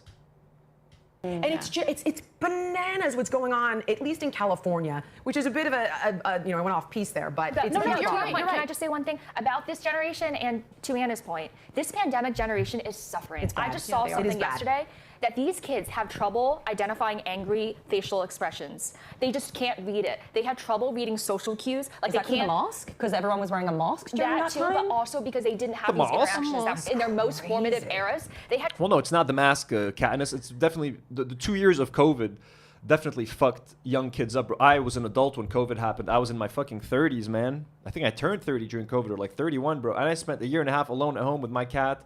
I lost my fucking mind. Can you imagine kids missing out on high school, middle school, 2 years with their friends, college kids that spent tens of thousands of dollars on tuition, forced to study at home on their fucking computers, missing out on all of that important social interaction with people. It definitely messed a lot of kids up. That is, for sure. Trouble differentiating between angry and sad. My kids don't have that problem. They know when I am they- pissed. Yes, you are very Very clear. You are very emotive. But these kids, they were locked in their basement, didn't have a chance to go to the playground, explore in recess. A lot and of these they're kids so are still handicapped. It's a locked crime. in their basement. Like parents need to take the tech away, give them a bike, go outside. I don't know if those days will ever return. I wish. I honestly Because wish that's they where their would. friends are. That's the other Yes, problem is that exactly. when I say to my kids, like, want to go have a play date with Gianni? He's like, Gianni's on Fortnite right now. And so is Michael, and so is Bodie. Abel, I'm 34. He's shocked. Abel says, Anthony's over 30? I'm 34. Also, when I was watching AB stream, people thought I was 16. Really? Yeah. They thought you were 16? We'll clarify that tomorrow. Or on Thursday on the episode. Yeah, like, the kids exist. You getting clips for that? There's a bunch of clips that we need to watch. You're getting the clips? Yeah, look, and extra stuff other than the Reddit stuff. There's some nice stuff. Cool. Sure. Exactly. Ecosphere online. It's on you. I'm It's so tough. glad. Which is another topic for another day. But you all make great points, and it is a huge problem. One final word. I'm so glad all four of us presumably grew up. Like, we had at least 10, 15 years without these things. Oh yeah, you used to That's borrow true. groceries from your neighbor. You used to play in the street on your. I mean, I didn't have a perfect upbringing by any means, but I'm so glad I at least have those memories to look to and cherish. And like, it's sad to say, I don't think that is coming back anytime soon. No, it's not. Unfortunately, and that's contributing largely to this mental health crisis and why so many people are susceptible to social contagion and these things because they want to belong to a group. People are going to be gay. People are turning gay because of COVID. They were home for 2 years. They're not spending time with their friends. And now all of a sudden they want to suck penis. That's how it works. Totally. They want to belong to something, and especially because in the LGBT community, it's almost become like a protected class. If you're a part of that community, then you can do no wrong. You can say no wrong because your ultimate defense against that is, oh, you're a transphobe, you're a homophobe. So the wrong people flock to it. It also attracts bad actors, All I'm saying is that I just don't think that we need anything else to influence kids' minds on these sensitive topics aside from the people in their life who are close, who they trust, who they can have those conversations I want to with. be done with this one, but I know. But bro, if your parents are pieces of shit, bigots, racist, anti-trans, homophobes, like you shouldn't be learning that stuff from them. Like, no, sometimes it's good to get the kids away from their fucking toxic, shitty parents and have them get a real education, bro. Homophobe, class. Counter argument, and the counter argument is, what if their parents are bigots? What if their parents are racist? Yeah. Don't you think It's a fight to shape the next generation, and it's, then you'd have to make the presumption that the parents are such awful people, which is unlikely. Jillian, I don't know if you're intentionally doing this, but that's essentially the woke argument. Like, we The need to- woke, bro, half of the country voted for Donald Trump. What are you saying? Of course there's bigots and racists and pieces of shit. Like, how's she discounting that so fucking fast? When I want to ask something, but I don't want it to come across as stupid. Ask away. There's no... When did woke become so wrong? Like, I thought, like, everything that's labeled woke, I'm all for. Like 2 Like, years woke ago. is so great. 3 years ago, woke had a positive connotation and it started to become negative. Now, when you say woke, yeah, it's bad. Just Some Thoughts sends £2 and says, I'm learning so much from these great minds. I know, right? This is great value. This is valuetainment. Just Some Thoughts. This is why we watch PBD. He makes the best valuetainment. It's you get value and entertainment at the same time. Valuetainment. do this because they're not getting it at home. Right. That's what the Democrats are saying. I And get what it. I'm saying is, It's not, but okay, look. Let's go back to the woke stuff here, listeners. All these woke people. Which is unlikely. Jillian, I don't know if you're intentionally doing this, but that's essentially the woke argument. Like, we need to do this because they're not getting it at home. Right. That's what the Democrats are saying. I And get what it. I'm saying is, It's not, but okay, look, it is not their place. It is not. Look, I don't. This is why I don't have kids, okay? Because I would be violent. I would be violent if my state, if my government tells me I'm not allowed to parent my own kid, Right. and that the school district gets to decide. All right, I got one for you No, now. I'm gonna no, go. no, I'm going off I'm of gonna But if you're a piece of shit parent and you're homophobic and you're racist, like, you're allowed to parent your kid, but the state also has the right to fucking parent your kid as well and teach them what they need to know. Teach them what the shit that you're not teaching them at home. You know what I mean? I got one for you. that. Oh, absolutely. Hold on. Okay, It so this is their this is off place. of our subject grid here. I believe it's called the Safety Act in California. That the teachers don't need to tell you your kid is Oh, yeah. socially transitioning. Yeah. Now, That's awful. What's So bad. interesting about this Yeah. is when people push back on it, they're like, well, the kid could be abused at home. There are laws in place to report child abuse. So I need- mental and physical. You want to talk about negating the role of a Yeah. parent. I need the God left- bless you, Gavin Newsom. I swear to Yeah. God, I hate that guy. I do too. On this issue, on this particular Hate 'em. issue, the left needs to make up its mind. Yeah. Okay. Because on one hand, So they're saying that schools don't want to tell the parents if their kids are socially transitioning? grid here. I believe it's called the Safety Act Safety in Act. They have the right California. not to. That the teachers don't need to tell you your kid is Oh, yeah. socially transitioning. Yeah. Now, That's awful. what's Okay. Look, I agree. As a parent, you would want to know. But if you're a transphobe, homophobic, like shitty parent who's not making, who isn't providing a safe environment for your kid to transition at home, and you're not making your kid feel safe talking about that, what do you want your kid to do? Shouldn't the kid have some kind of recourse or some kind of avenue that they could go to and speak to someone and feel safe and feel protected? So yeah, as a parent, if you're not doing your job as a parent to make your kid feel protected, then your kid needs to have someone to fucking talk to. I'm sorry, bro. Like, Also, no, my opinion is that social transitioning, like it will just help the kid's identity, I think, because yeah, it's what their friends call them. Or Exactly. whatever. It's not- nothing. it's not like the school is pumping your kid full of hormones. Papa Jaka sends $5 and says, my dad is from Lebanon, always saying we're good at accents, and Anthony really has me convinced. Look, Papa Jaka, salim li abayak, tell your dad we say hello. Habib Elbis. We are pretty good. We're good at a lot of things. We're also bad at a lot of things, too. Cadenza sends $5 and says, you are always co-parenting with your government, like it or not. This is religious fundamentalist, anti-education BS. I agree. I fully agree with you. I think the government has an important role to play, and the government can step in when the parents are inadequate, when they're not doing the right thing. And teachers, guys, teachers are also such important members of our society. I was so inspired by a lot of my teachers when I was younger. Some of the greatest minds, like some of my teachers fucking shaped me. And I was lucky to have so many amazing teachers. And you got to put more faith in your teachers. Schools need to hire the best teachers they can get. Obviously, pay your teachers more. Pay your teachers more so that you have more qualified, happier people that are willing to become teachers. Teachers, man, in the States, they spend money out of their own pockets to get supplies for their students because of budget cuts and because they're so underpaid. Literally, teachers use what little money they have to buy missing supplies for their students in schools and shit. Trust your teachers. Respect your teachers. Celebrate your teachers. Interesting about this is when people push back on it, they're like, well, the kid could be abused at home. There are laws in place to report child abuse. So I need mental and physical. You want to talk about negating the role of a parent. I need the God bless you, Gavin Newsom. I swear to God, I hate that guy. I do too. On this issue, Is that a threat of violence? Jillian Michaels, did you just pretend to choke Gavin Newsom? I need the God bless you, Gavin Newsom. I swear to God. She loves Israel, by the way, folks. Are you guys surprised? This lady here is a huge supporter of Israel. That's a perfect pause. She's this is how she wants to. She's imagining choking a kid from Gaza, a trans boy from Gaza. Are you trans? Are you Palestinian? You coming to take my Israeli land? I'm friends with Alan Dershowitz, by the way. He's great. All right, let's go back to. God, I hate that guy. I do too. On this issue, on this particular issue, the left needs to make up its mind. Yeah. Okay? Because on one hand, you know, they use this as a cudgel all the time if you don't play ball with what they're demanding. Oh, well, the transgender community, they have a high rate of suicide. Okay.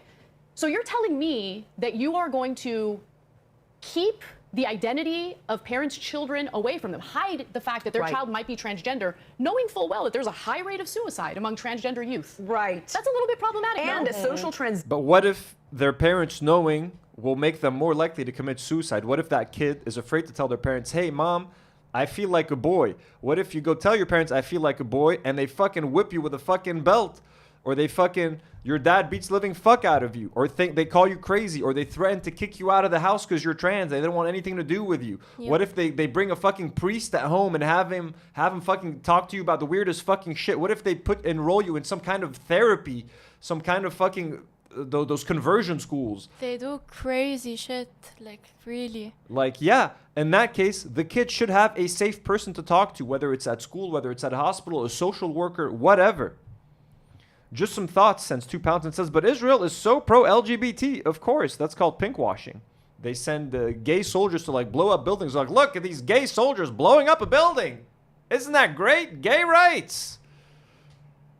Does put them on a fast track to medicalization. I believe it's like 60+% greater chances of medicalization. Whereas if your child is socially transitioning, you should absolutely, for all the reasons you just mentioned, be an integral part of helping them figure out what is going on. By the way, I want to provide. What is going on and how can we fix it? Yeah, what is going on? How can we convert you back? This is why your kids won't tell you.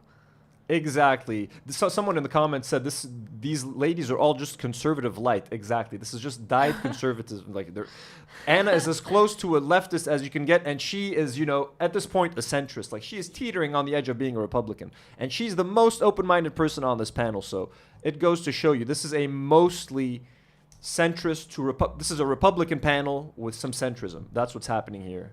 And she's masquerading, Anna here is masquerading as the leftist. But hey, look, Anna is the only one who's made some decent points in this, but just compared to the other idiots she's on with, like, yeah. And it turns out that my child might be transgender, is identifying as transgender. I want to make sure that my kid's okay. Yeah. I want to be a parent. It's outrageous. He or she might need, you know, help with a counselor or a therapist. I want to provide those resources. The school's not going to provide those resources. And the issue with counselors... But it's the school that's... Balakis, the school is the one that is providing those resources. Again, I think a kid that is socially transitioning in secret from their parents, the fact that it's a secret from their parents means that they don't feel safe telling their parents. That means there's a reason why they're doing this. That means if they were to tell their parents, it wouldn't be a safe environment. The parents wouldn't provide their kid with a counselor. I think if your parents are the kinds of people that will help and support you, you wouldn't be afraid to tell them. You wouldn't be afraid to tell them. You're afraid to tell shitty parents. That's what's happening, Anna. Therapists now is they have to affirm at the same time. Right. In some instances, they're not even allowed to provide any type of reasonable pushback. It is, But I think literally there's legislative hurdles that prevent them from providing that pushback. Back in the day, some of the first transitions, the first female to male, like long-term transition. Back when I was a 6-year-old, that's how we used to treat the transsexuals. A person called Buck Angel, right? Back then, you needed to socially transition and live as the opposite gender. I think it was for a year, maybe 6 months. As an adult, yes, as an adult, before you're even allowed to take. Well, exactly. But I think any person who truly suffers from gender dysphoria, who truly would have their gender dysphoria alleviated by transitioning, I don't think there's anything wrong with those types of stipulations. That, for me, is measured by once. But that is you're talking about an adult. Yes, but this is so they're doing it like a visa. Like if for you to get your passport in Australia, you need to live in Australia for 2 years. You know, you're not allowed to travel. Only then can you get the Australian citizenship.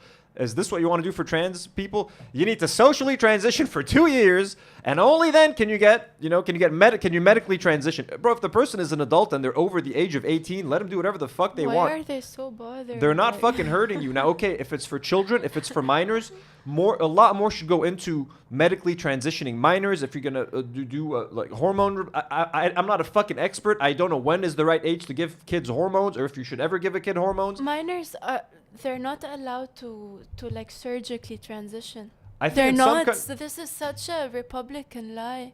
Then perfect. Then I agree with that. For example, or whatever the scientifically appropriate age for someone to transition, they should be able to when it's scientifically safe and appropriate for them to do so. But if you're an adult, what the fuck? Who the fuck is the government to tell me? Have you socially transitioned for 2 years? How are you going to prove it? Are you going to track these people? Are you going to fucking observe these people and track them on social media to know if they've actually socially transitioned for 2 years or not? Like, what kind of fucking standard is that? They can't even comprehend. And so imagine how much worse it is for kids their choices. So imagine how much worse it is for those kids then versus the adults. Gavin Newsom and his cabal of social justice warriors He's the worst. have everyone terrified. And Nat, I'm going to give a shout out to Manect, okay? Because on Manect, I had a terrified mom from California reaching out to me, an Asian mom actually. She's so terrified of saying the wrong thing to her kid and then getting reported to Child Protective Services. No, that's wrong. Mohsen is in the chat, folks. Mohsen is in the chat, and he's asking everyone to donate. If you guys can donate, the link is pinned on top of the live chat. Donate to support Mohsen and his family in Gaza right now. They need all the help they can get, folks. We send them all our love. Mohsen, Allah yakun ma'akum, Allah ya'tik al-afiyah. She wants to be accommodating, and she wants, like, what if my daughter is lesbian? I want to make sure that I'm embracing of her. I don't want to say the wrong thing. Like, what am I allowed to say? Like, what if I lose my kid? And this is an Asian immigrant who's just terrified that this is happening in our adopted country. It's legitimate. And this is what Gavin Newsom has created, this just hysteria, this tremendous fear. Parents and kids should not be inhabiting this world. This is outrageous. One more bash on this guy. Yes. In 2013, he supported a bill, I think it was Jerry Brown's bill at the time, allowing transgender or biological boys, transgender. She's making it seem like the government is out here like snatching kids from their parents. Like, you're not letting your kid transition. We're taking the kid. Now, I did hear this example in like Canada. There's like Canadian schools that like if the kid wants to transition, but like the parents aren't okay with it, like schools are forcing or like taking the kids away from the parents and they're letting them transition without the parents' approval or something like that. And there was like some angry dad that was talking about it. I don't know how true or how accurate that stuff is, but that would be extreme. If schools are allowing kids to like transition and they're kicking the parents out of the decision-making process, now that is kind of fucked up. But like who's like, since when is the American government snatching up kids? Like, why is this Asian lady so scared? Everyone's afraid they're afraid to talk because they're gonna take their kids away. That's not fucking happening. Females, so biological boys who've transitioned or socially transitioned, physically and so the chat is saying that story from Canada is not true. The Canada thing isn't true at all. So thank you guys for clarifying. So yeah, that story in Canada isn't. So yeah, you see these people are fucking freaking out over nothing. Medically transition to either or to participate in biological female sports. Charlie Kirk goes on his podcast, This Is Gavin, and he's like, it's just wildly unfair. You supported this, you scumbag, and you put no legislation forth to stop it. And I'm sorry, I owned a sports medicine facility. This is where I can really plant my feet firmly in a wheelhouse here on this show. There is no universe where there is a physiological equivalence between a child born a male and a child born a female. XY chromosome versus XX chromosome. A 15-year-old boy athlete, or XY chromosome athlete, however you want to label this, is better than the most elite female athlete in the world at 15. Oh, we're getting into trans sports. Let's just see how they bring this up. This is a big one, folks. This is a big doozy. This is where I can really plant my feet I firmly in a wonder what they're wheelhouse here gonna on this say. show. There is no universe where there is a physiological equivalence between a child born a male and a child born a female. XY chromosome versus XX chromosome. A 15-year-old boy athlete, or XY chromosome athlete, however you want to label this, is better than the most elite female athlete in the world at 15. It is one thing to agree that people who are trans should live with dignity, but it does not subvert or negate the rights of another to have a fair playing field. Girls and women got thrown under the bus real quick. Yeah, where are the feminists? Real quick. Isn't that wild? Yeah. No, it is wild, and I think it's wrong. And science. But the way Anna just said, girls and women got thrown under the bus. So Anna Kasparian right now, and the way she's framing the sentence is saying that trans women are not women, by saying that girls and women got thrown. Let's just hear her out first, and I think she's onto something. I don't know. No, I think that's what she's saying. She's saying women and girls were thrown under the bus so fast. I think what she's saying is that, like, because of the trans and sports issue, she's against trans people playing sports. That's one of her right-wing grifts. You the rights of another to have a fair playing field. Girls and women got thrown under the bus real quick. Yeah, where are the feminists? Real quick. Isn't that wild? Yeah. No, it is wild, and I think it's I wrong. thought she and was, science, okay. you either believe Sorry. in science or you don't. Right. You don't get to pick and choose when science matters Right. to bolster your argument. You either So believe in it true. or you don't. You're so Yeah, and spot also, on. can I Cadenza sends $2 and says, suddenly they're all biology experts. Exactly. say, this whole thing has made me deeply uncomfortable, and so much so that I couldn't stay in the Democratic Party. Let me tell you what actually happened 2 weeks before Election Day. It was the final donor dinner. These are multi-million dollar donors. Can you please establish for anyone who doesn't know you, just give them real quick your background with the Democratic Party? In short, I raised a shit ton of money for them. I was one of their top donors and fundraisers, raised millions. Worked for the Clinton campaign and the Harris campaign, I correct? actually was not an employee. I was part of their national finance committee, so I was Got one it. of the top donors that their staffers were like beholden to, essentially. Okay. It's a very corrupt system, and I'm ashamed that I was a part of it. We can go deeper another time. But what I just mean want to is, establish like your knowledge set and how unique it is here. thank you. And I was the one who helped expose the Beyonce and the Cardi B and the $500,000 to Al The Sharpton. influencers. Exactly, the influencers and whatever. Beyonce Stuff and that they Cardi still- B. I gave them 6 months to contradict me, and they still haven't because they know I'm telling the truth. But that's not what the point I was trying to make. 2 weeks, and I'm sorry if I offend anyone in advance. I just want to say, but this is the truth. Yalla. 2 weeks before Election Day, we met at the Ritz-Carlton, of course, and the keynote speaker was Sarah McBride. Of course, the Ritz-Carlton. I'm a rich donor, by the way. Oh, Yeah, the Trans Congress. exactly. person Tim for the McBride. Trans Well, I don't want Congress. to. Can we bring up Sarah McBride, Nat? Thank you so much. Okay, so Sarah McBride So, is yeah. a trans So, congressperson just- Transgender congresswoman, yes. Yeah, exactly. So from California or where? I don't Delaware. think so, yeah. Delaware. Okay. Yeah, so she, just so you know, the last dinner is supposed to be the most important dinner. Kamala Harris was supposed to show up, but she couldn't. She had a scheduling conflict. So this was the person that was supposed to represent the campaign. Like, this was a last hurrah. This is like October 20-something. And she spoke with Josh Shapiro. Like, she had top billing. And it made me deeply uncomfortable that she was feted as a hero. Everyone gave her a standing ovation. Like, this is some conquering hero. because she was trans. Just because she was trans. I was sitting next to the founder of Zillow. But why did she do anything? Has she done anything or said anything problematic in the past? Or are you just upset because they gave this trans person a chance to talk to Josh Shapiro and she was like, you know, made the face of the Democratic Party at that point? Like, why are you so upset about that? That's what's driving you crazy? I mean, she's literally a congresswoman. Yeah, she's a so Yeah, congresswoman. maybe they clapped for that. Has she passed some fucked up legislation that you're against? I frankly left. I just couldn't. And everyone is clapping and like cheering for her. Like, why? What did she do? She left. She just left because so she just saw a trans woman being given respect and being cheered for, and she just fucking left because what has this person done? Okay, that's fucking right. That's like fucking bigoted.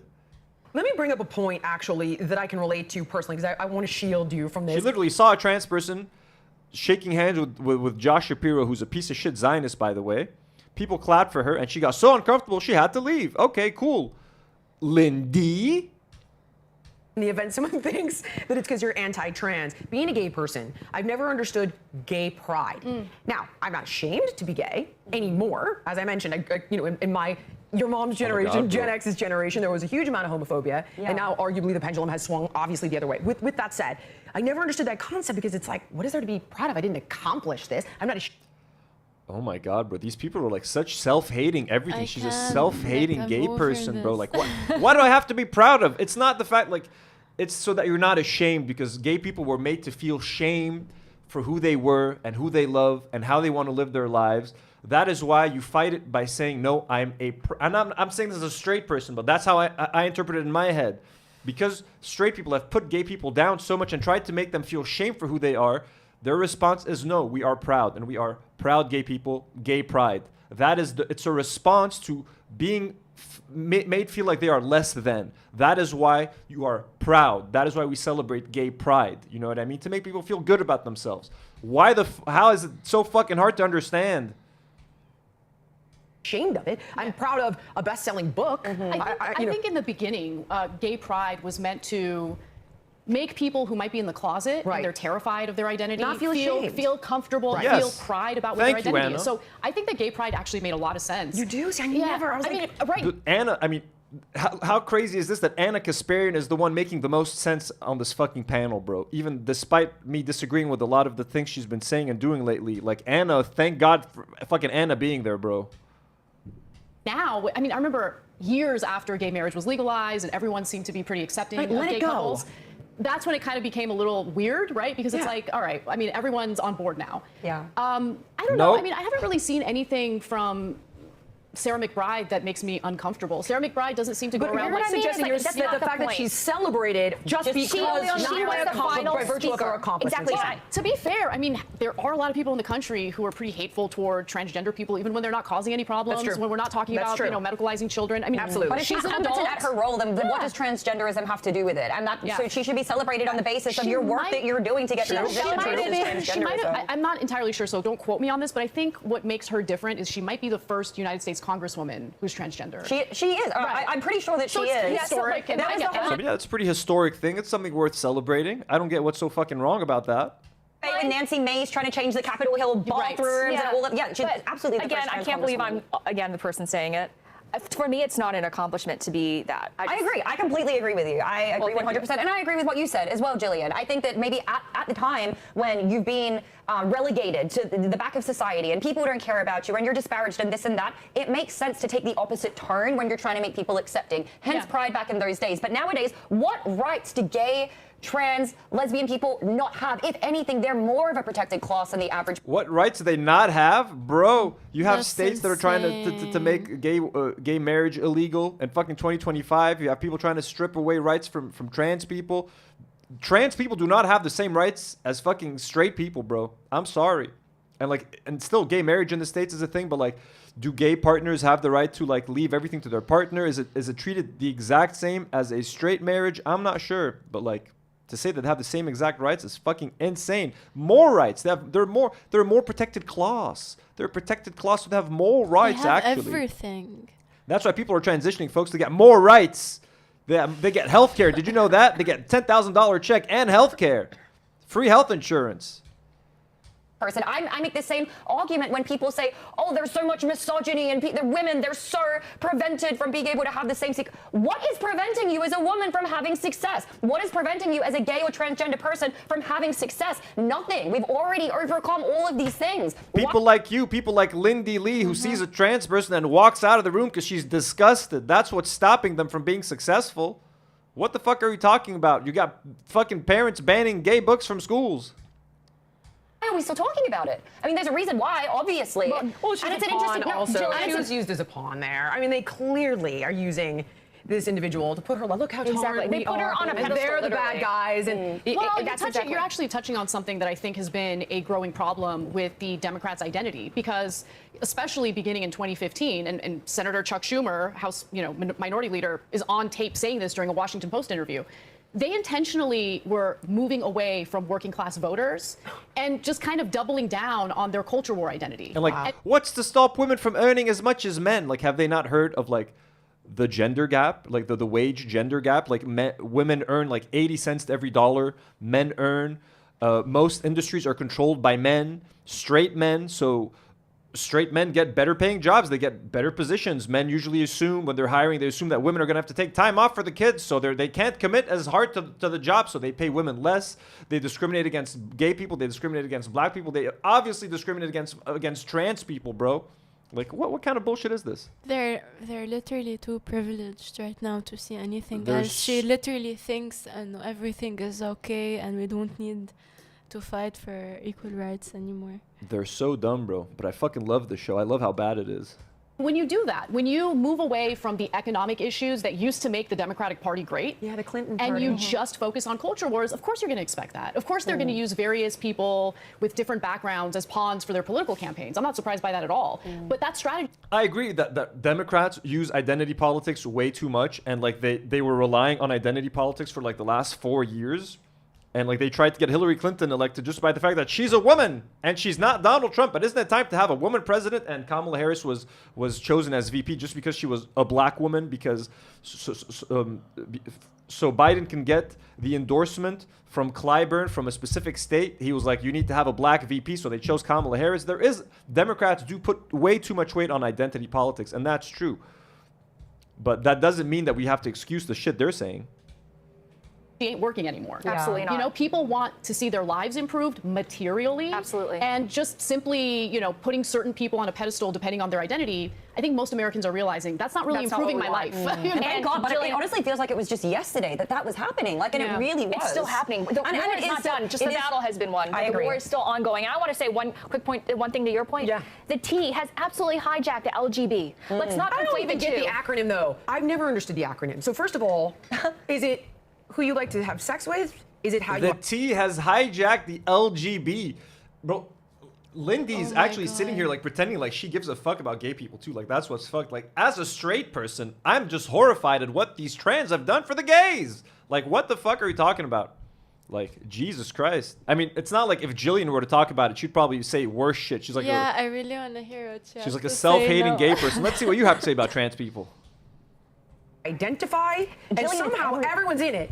But you guys, so like, hold on. The queer people, I don't even know what that means, by the way. Gays are in there, bisexual people are in there. So you sleep with women, you sleep with dogs, you sleep with, like, everybody's in there. Except What the fuck? Girl, you're a lesbian. What are you doing? You're part of the community, whether you like it or She's not. equating being gay with fucking animals. Haley D gifts What? 5 Do Not Worry memberships. Haley D, we love you. Right on time, because this is brain breaking. Let's hear that the again. heterosexual. I mean, intersex. Sorry, what Oh is my goodness, that's crazy. The queer people, I don't even know what that means, by the way. Gays are in there, bisexual people are in there. So you sleep with women, you sleep with dogs, you sleep with, like, everybody's in there, except the heterosexual. what do they You guys mean? don't- Lesbian, gay? Does that mean you sleep with dogs? Oh, I'm so confused. What does that mean, LGBT? What the what do you call fucking Girl. animals, by the way? Necrophilia is when you sleep with dead people. Animals is bestiality. yeah, you're gay. I don't know. You like men. You like animals. I don't know. It's all the same, isn't it? have a letter. Where's the H? It's like people. What's H for? It's like when people say that like gay people, you're gay, you're a gay man. Does that mean you're a pedophile? You like fucking little boys? Like what the fuck, bro? You're gay? You're queer? You like fucking dogs? What kind of fucking argument is this shit, bro? Also, queer is the longest existing term out of all of them. So what are you on about, woman? I don't know, bro. They're fucking weird. There's ally. No, there's ally. There's ally. So that is for the straight people. They No, are I think ally, isn't ally for asexual? Oh, Meaning- there's 2 A's now. They added, no, there's 2 A's. I'm No, oh, it's maybe letter. letter. You'll never get to the bottom of it. Jillian, every year they add a new letter. It's like Right, LGBTI. It looks like a Oh Wi-Fi my god, I passcode. can't keep up. Every year they add a new letter, I can't keep up with all the letters. and they have all these pronouns. I only know some of them. What, doesn't ally mean like you could be anyone could be an ally? You could be a cis man, a cis woman. As long as you're an ally to gay people, to the queer community, you're an ally. I don't think you have to be. I don't think ally stands as another A in the LGBTQIA plus whatever thing. Like it's not. There's so many letters. It looks like a Wi-Fi Wait, to passcode. that For point, real. this is why the Democratic Party is doomed. does, Julia. Wait, hold on. Let me just say one thing. I'm so sick and tired of this identity politics, and it's just not just with the gays. Sorry. That's why the Democratic Party is doomed, folks. Let me just say one thing. I'm so sick and tired of this identity politics, and it's just not just with the gays. It's also with like every single race. I kid you not. I hosted Joe Biden on May 1st. It was supposed to be a normal event, okay? But because I was Asian, they thought it would be a good idea to make Lindy happy by bringing in a lion dance. What? I kid you not. There's video of this. What's a lion dance? It's something. You can't just toss that out there. Not explain it. A lion dance, and I know that because of I Show Speed's stream in China. I guess it's like when people put on like those lion costumes, those ancient like Chinese lions, and they like dance. It looks pretty fucking cool. Haley D sends $5 and says, "They're fucking the dogs. They're fucking the cats." Exactly. It's like he's talking about people from what country was it? Which African people was Trump saying that they're fucking cats and dogs?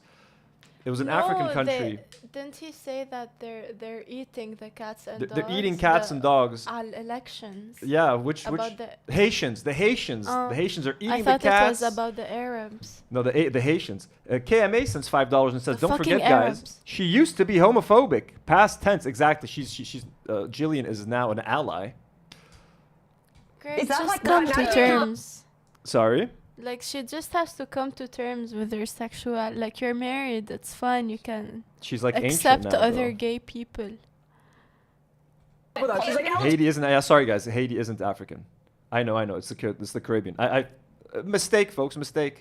ABA, password code, lion dance. What the heck is a lion dance? It's something that Chinese people dance on Chinese New Year. And by the way, Chinese New Year is sometime in February. I don't know when, but my event was in May. That's hilarious. So there's actually That's so not. funny. There's We need not to a get good Pelosi and reason. Rafiki This is what I was imagining. That's precisely it. Shut and they had up. the drums, they had the dancers and the costumes, and my guest and I were we had our jaws on the that's floor. amazing. That's because so I want to say incredible. something. This is not my culture, with all due respect. My culture is Britney Spears. Oh, okay. Okay, my culture. That's also how I grew unfortunate, up. but it's okay. But, like they didn't ask. Do you need a hug? I feel like you do. Did you say my culture grew up with Britney Spears? My culture is Britney Spears. That's what she said. She's so ashamed of being Chinese, bro. Be proud of who you are, bro. Jizzy Ninja sends $5 and says, "If anyone needed education about sex and gender in school, it's these ladies." Yikes! Bro, Major. these ladies need a lot of education. They're getting their education from Twitter and Grok. I miss my Britney. I Oh my admit her. gosh. I'm sorry. Please continue. This is insane, though. This is what I mean. Like that it was supposed to. insulting? It was It so is. insulting. Like, I'm not an American. I have to be a hyphenated American. That's crazy. And the thing is, first it was. They call me She AAPI. wants to be They call American me their so AAPI bad. daughter, Asian American Pacific Islander. The next year they called me AAN. She's kind of a self-hating Asian, I guess. You know, she doesn't want more refugees to come in. She thinks it's enough. She thinks that refugees are ruining American culture. It needs to become more homogenous. She thinks she's so special because she came in legally. She fought her way in, and she worked very hard for to be in her place right now. No lion dance for Unlike me. those others.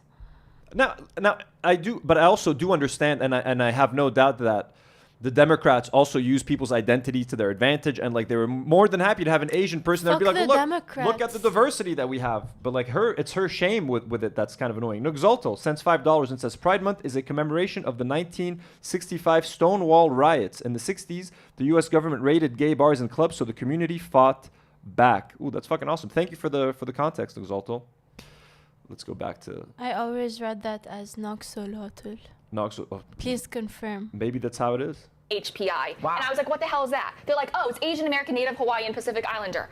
And they didn't ask if I wanted to be labeled as their fundraising leader for that. I just want to be American. Why are you putting me in this Because you're filling a bucket? quota. That's That's why. precisely You're filling a it. quota. But I didn't ask to be, and I don't want to be. I grew up here. America's the only country I know. I think one of the biggest problems in the country that Go back to China. By the way, a lot of young refugees that come here, they're born to refugee parents. America is the only country they know. Lindy Lee thinks they should be deported and sent back to wherever the fuck their parents came from. Send them back to Mexico. Send them to El Salvador. Well, Lindy, a lot of them, like you, America is the only country they know. It's the only culture they've ever known. And you want to send these people back. Cadenza sends $2 and says, "Should have called the show Nightmare Blunt Rotation." That's actually very funny. And it would have been even more of a nightmare with PBD if Patrick Bet-David, the Iranian-Assyrian man, was there with them. no one ever talks about is the fact that because of the culture wars and because of identity politics, identitarianism, Americans don't really have a shared identity, right? Everyone is basically instructed to hyper-focus on what their background is, as opposed to who they are as Americans. Let me give a shout out to my generation here for a second, because we specifically were the love is love generation, and the idea was nobody needed a label. Gen X, right? Gen X. Gen X was We the could best just be- generation. well, I'm just okay, going to keep take it it. easy. No, it was. We're Keep it particularly flawed. 100. Oh, look at that. A bunch of Gen Xers saying that their generation's the best. Gen X, our generation, we're the best. These millennials, who with their avocado toast. I'm sure you are. These Gen Zers with their TikToks. And the Gen Alpha with their Be Real socials. Look at these freaks. You old fucking boomers. However, that is what we fought for. Love is love. Like, we're all Americans here. We don't need to divide people into their ethnicities and their religious backgrounds and their sexual orientations. It was meant to be like, people are people. I don't know where all of that went so far wrong. Let me ask you a question. Do you feel like this It's the government, bro. Government, politicians, the media started focusing on these little micro differences, creating these differences, and they started the culture war to distract people because they don't want the working class to unite versus the rich, because this is what it's supposed to be. It's supposed to be a class war in America. It's supposed to be the rich versus the 99%, because the 1% in America, the 1% wealthiest people in the world, control more wealth than the bottom 90%. It is there needs to be class solidarity. They want people to fight right versus left, black versus white, gay versus straight. The actual battle needs to be the working class versus the top 1% versus the rich. That is what we should be focused on. But they don't want you to focus on that. They want to distract people. That is what is actually happening. Ethan sends $5. She has no actual politics. She's just doing this for the grift. I really think we need to start bullying these people off the internet. Well, I mean, in terms of Anna Kasparian, people are trying. The Vanguard are single-handedly trying to bully Anna Kasparian off of the internet. So let us go back to reacting to this. Acronyms here embodies it, and you might have thought. Wait, Okay. listen to it. Okay. Lesbian, gay, bisexual, transgender. Okay, that's where it should end, right? Okay. We have queer, we have questioning, intersex, pansexual, true spirit. What the heck is a true spirit? Anyways, androgynous and asexual. I knew there were two A's. I thought it was ally, but it's androgynous Yeah, ally means ally, you idiot.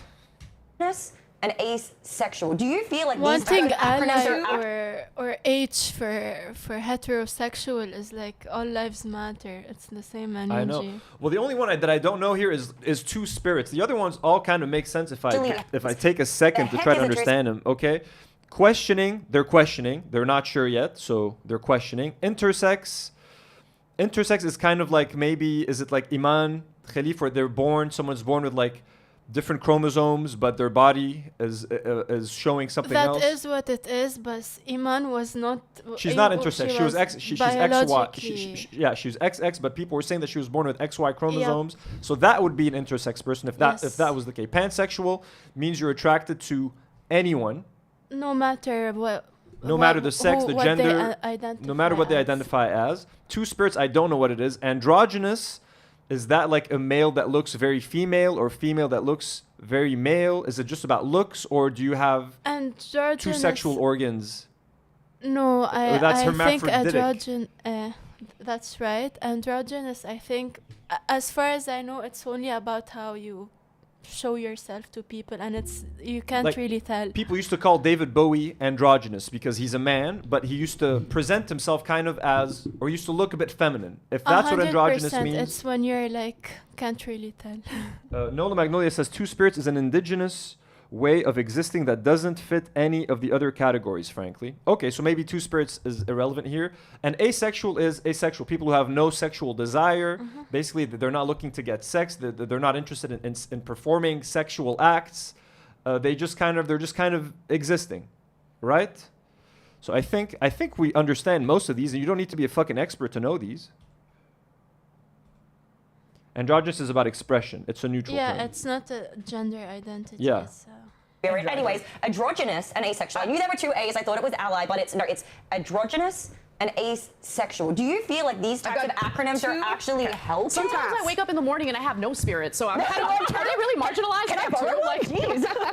My gosh. Oh my God. I would simply say, if you're going to do that, you have got to include heterosexual people in there. Then otherwise it's exclusionary by design. It's them against us against them, or by the way, wipe it, which I would obviously prefer. But if it's going to exist, because it's like, well, Jillian is a person. I mean, if you were to say, yeah, she's gay or she's married to a woman, okay, fine. You're telling someone like Jillian is married to a woman, and you can define it very quickly. She's lesbian or whatever the hell you want to call me. But when you purposely leave out straight, heterosexual, what do we call it? Isn't that everybody? That's everybody, right? Cis. If we include straight people, that's everybody. You guys are not in there. But then if we include straight people, that's literally everyone. That'd be everyone, and then I'm like, what? I don't know.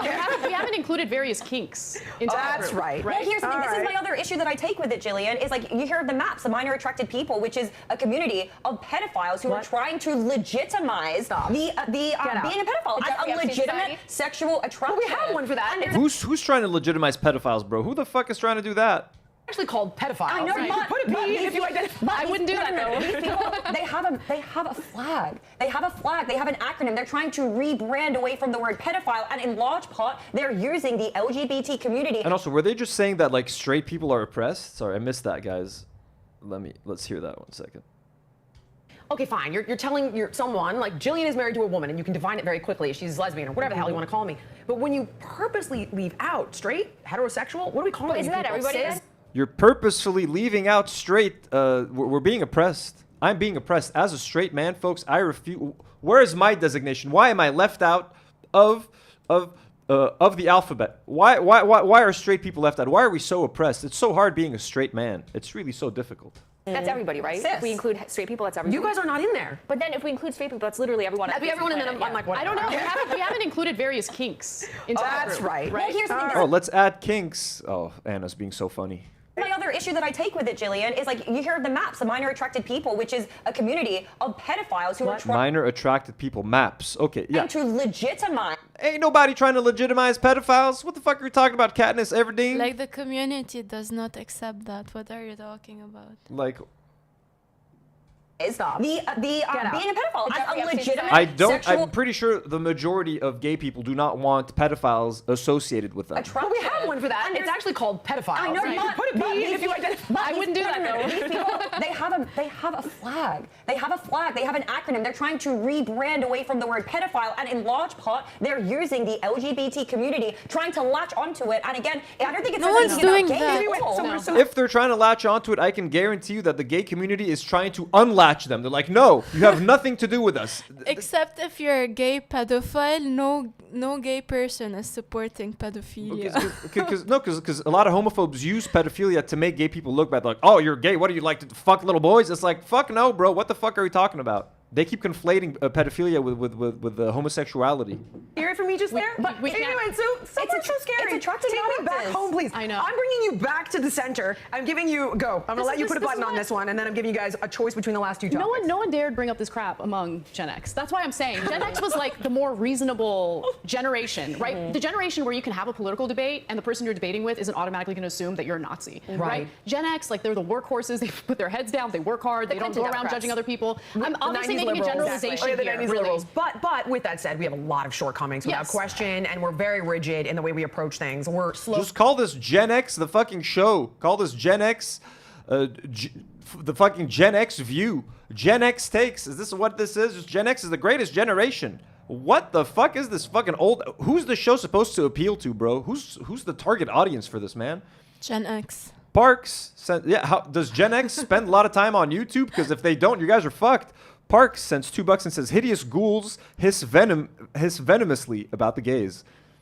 That should be the title of this video, of this episode, basically. Unfortunately, I think Gen X nowadays are spending a lot of time on the internet.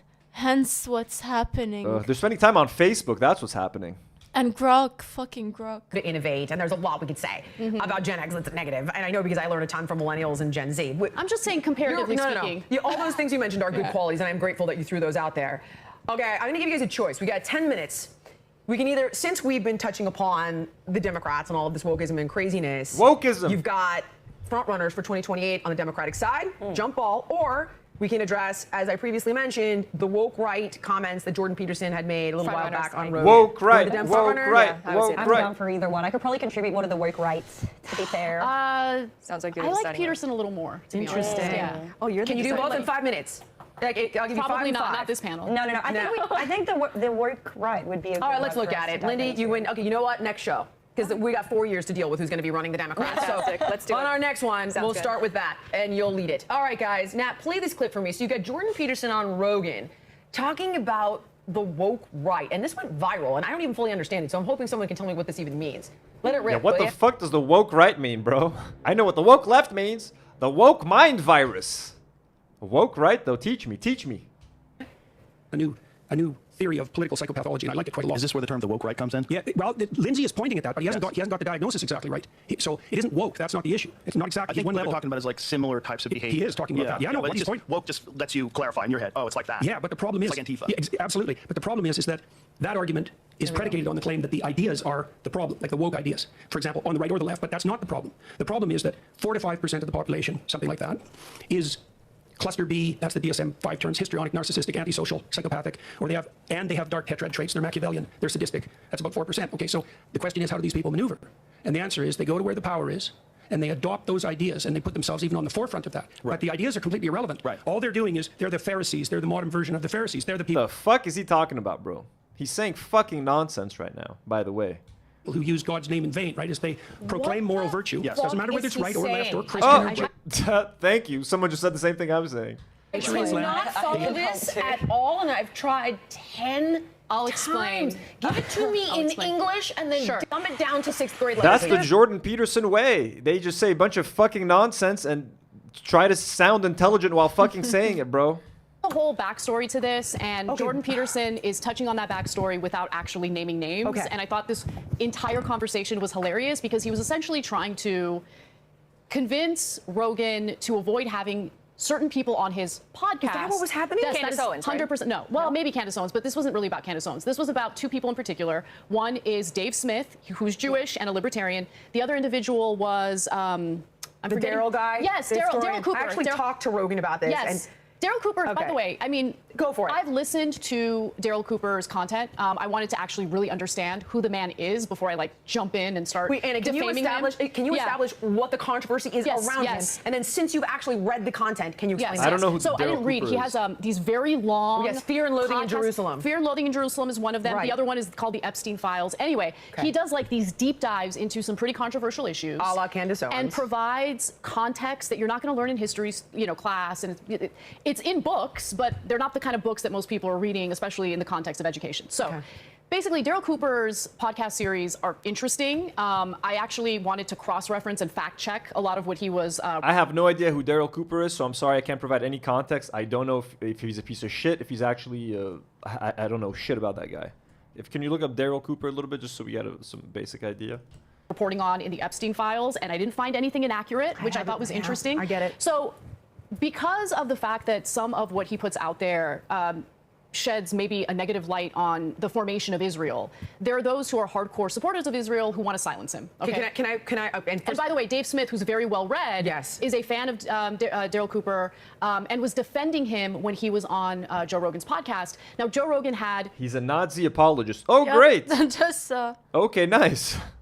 Dave Smith and Douglas Murray on to debate the topic of Israel. That debate never happened and because he has Douglas Murray was history podcast to talk about it. History podcast. To be anti-Zionist, you have to be anti-racist, which is Dave Smith is not. Okay, so Nazi apology. Okay, great. On basically telling Rogan, don't have this guy on your show. That was the implied message there, which was really annoying because I was looking forward to hearing Douglas Murray maybe refute some of what Dave Smith has to say. I'm a fan of Dave Smith. I've heard his commentary on this topic, and I'm like, okay, great. I want to hear someone challenge Dave Smith on the substance. None of that happened. It was just, oh, you haven't been there. You basically told Dave Smith, you haven't been to Israel or Gaza. You have no right to talk about this, which is a ridiculous point to make. Now, Jordan Peterson came in, and he was basically trying to make a similar point, but from the perspective of, you might think these guys are good guys, but maybe they're just co-opting, an identity that you agree with in order to exert their power. Propagandize. This is not the conversation about the woke right that I was expecting. I wanted to hear about the woke mind virus and wokeism and all that shit. This is boring. What is this? Almost done. Oh, Prince of the Night. People with anti-Semitism. Yeah, that's what this is really about. So 2 things. I want to throw this out there just simply because I actually ended up having this conversation with Joe because I crossed paths with Jordan Peterson in Austin. And I want to say that who can you look into Dave Smith real quick? The name sounds familiar, Dave Smith. Do you know him? I've only met him twice now. That's Dave Smith? I did his show one time. But he looked so genuinely hurt. Yeah. And I felt that he was genuinely hurt and felt so genuinely misunderstood for his curiosity and attempts to find common ground with people. Totally. He is probably the least anti-Semitic person. and an individual that seems overwhelmingly, I hope this doesn't get me on his bad side, overwhelmingly sensitive. Rogan? Yeah, Interesting. He seems pretty sensitive feeling guy. And if you've ever watched him talk about his kids, it really, like he hunts elk and like he gets this uber male kind of persona attached to him. But he's like, I don't really like dunking on people. No, he doesn't. And I don't like when people fight and debate aggressively. He's a pretty sweet, gentle soul from what I've taken away from him. And he was really hurt by this whole, you platformed Nazis. And his argument was, and I'm not familiar with Daryl, so this is where I will defer to you. Yeah. His argument is that it isn't at all the point that Daryl was making. Right. And that Douglas had not read Daryl's content. No, or listened and to Douglas it. was misrepresenting what Daryl was. They're talking about Dave Smith, Daryl, and who? 3 people now? I'm fucking confused. I don't fucking know. Who's Daryl? Who? This Trying is to a say shitty. about World I'm War so II. Now, I don't know if confused. that's true or false, but you seem to have an idea. So, hold on. He's Chat going to is come more out with the World War II interesting. series that's apparently very controversial. I have not listened to a Right. single minute of that. I don't So there's Dave Smith, who's the good guy. even know if it's out yet, so I don't want to, provide any type of defense of that if I haven't listened to it. But in regard to what Daryl Cooper has put out, I have listened to 2 of his very lengthy podcast series. They're very nuanced, and that's the problem. We live. Esben shared Daryl Cooper on Hitler. He says anti-Semitism is what allowed him to love the German people. So yeah, he sounds pretty fucked up. A time and age where nuance goes right over people's You're heads so right. because people aren't going to sit down and listen to the entirety of the series the way I did, they read or the the way headlines. Dave Smith did, or the way Rogan did. Rogan is an intellectually curious person, Yeah. and actually this whole debacle forced me to reevaluate some of my past beliefs as well, because this whole notion of like Rogan has a responsibility and he shouldn't platform certain people, the left was making that argument. I used to make that argument in regard to Rogan platforming people that I disagreed with. Now, obviously, I changed my mind entirely on that. I think that these conversations need to happen. You're but it's- defending Mahmoud Khalil, so clearly you changed your mind. I think it's really important for people to have their beliefs challenged. That's how I grew as a person. Yeah, but Rogan in the peak of COVID was bringing on like COVID deniers and anti-vaxxers, and like he's telling people to take ivermectin. Like there's a difference between being intellectually curious and helping people spread misinformation, which is, and I used to be a Joe Rogan fan back in the day. I used to love the Alien episodes when he had Bob Lazar on. I was happy as shit, bro. When he used to talk about UFOs and weird shit. But then COVID happened and like it became problematic, and he has a bunch of white supremacists on. The Joe Rogan podcast at this point, he basically whitewashes billionaires' reputations, bro. He has all these fucking billionaires that we all fucking hate, and he whitewashes their reputations. It's super uncomfortable. It's awful, but you come out on the other end a better person. 100%. You know? 100%. I think that there is a little bit of a difference between the woke right and what Jordan Peterson is referring to. From my perspective, Brian the woke worm. right is kind of what the left is trying to do with this cancel culture. Oh my gosh, It's so canceling toxic. people from the right who disagree, or anybody who steps outside the perfect little boundaries of what it means to be this conservative, this Republican. To me, that is the woke right. What Jordan Peterson is talking about is sociopathic narcissists who essentially will hijack any belief system. Yeah. Conservatism, liberalism, socialism, whatever it is, so they can So exert power. luckily you Yeah. laid it out, because I was like, what are you I mean, if you watch it talking at about? length, you can get it. I mean, I watched sometimes the whole with Jordan thing, Peterson, yeah. you need to watch him like 3 times. Jillian Michaels is like such a shitty host, but I'm honestly, guys, we'll review this at the end. I know, it's like Russell Brand. You're like, wait, hold on, give it to me in English. Right. What the heck? I feel you on that, but he is making it. Look how cheap the set looks. Like PBD, Valuetainment. Is this the fucking budget you have? Like a plant here, 1 plant here, like a fucking photo printed out. Like this looks like a show that a web series that would have been made in like 2010. Like this is the level of budget and production that they put into this. Like what? This is so cheap looking. This is so bad. It's so tacky.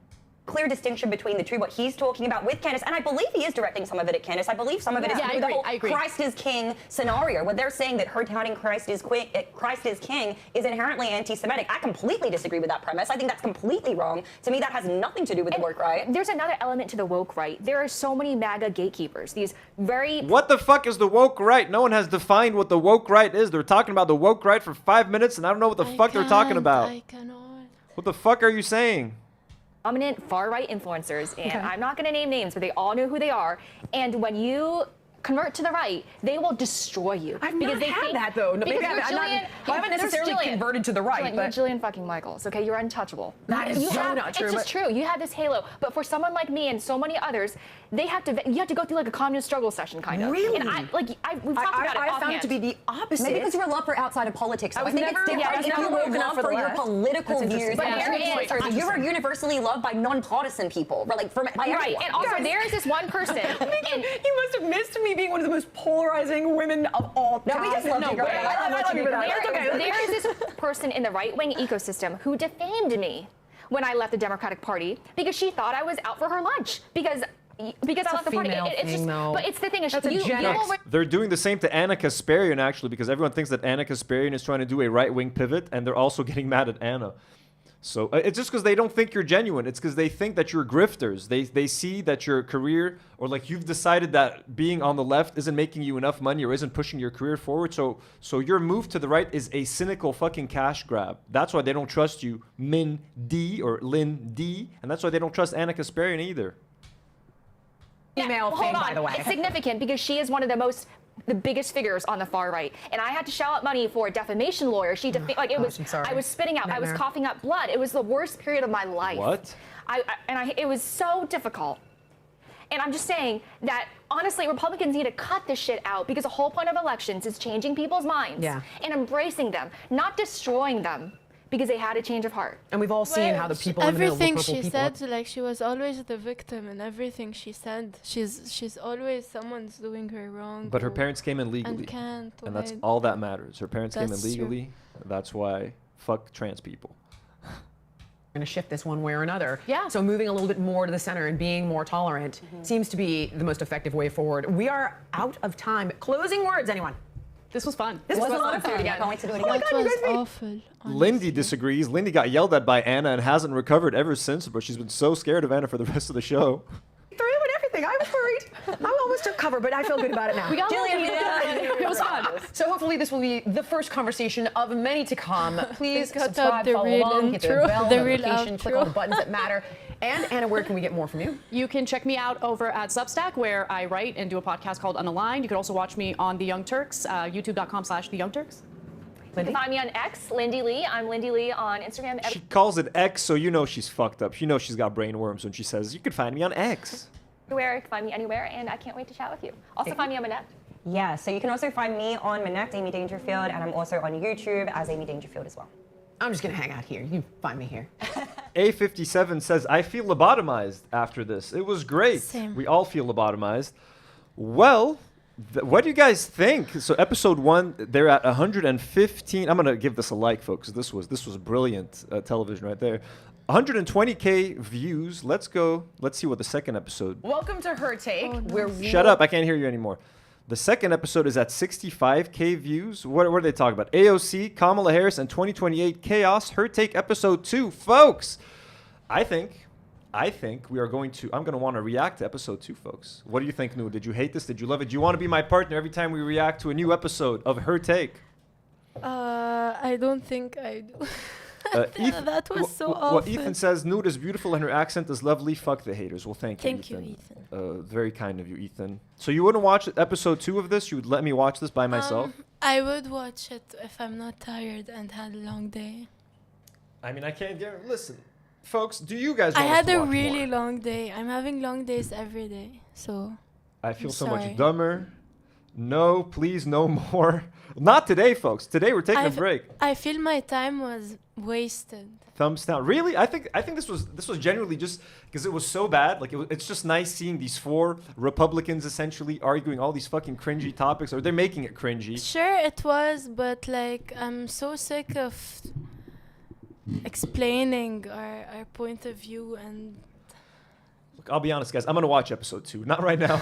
It's gonna be on the list. Her Take episode 2, and I want to make this a weekly thing. Every time there's an episode of Her Take, I think it would be fun as fuck to watch because this is horrible content, but it's horribly good content, folks. Okay, I love shit like The View, but I want them to yell at each other more. I'm hoping that Anna and Mindy and Lindy get at it.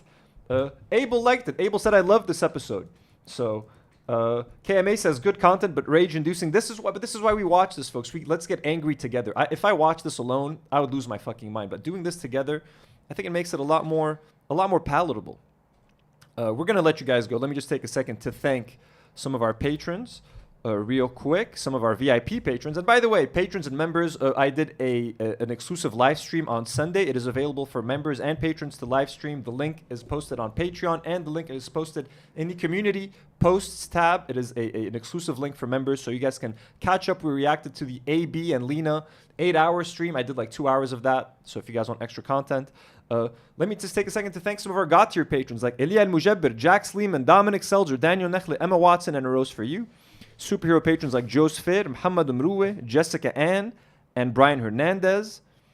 Blonde patrons like Que Dieu nous bénisse tout le monde, Mike Zahabi, Mario M, It's Dylan, and Fergus Grant.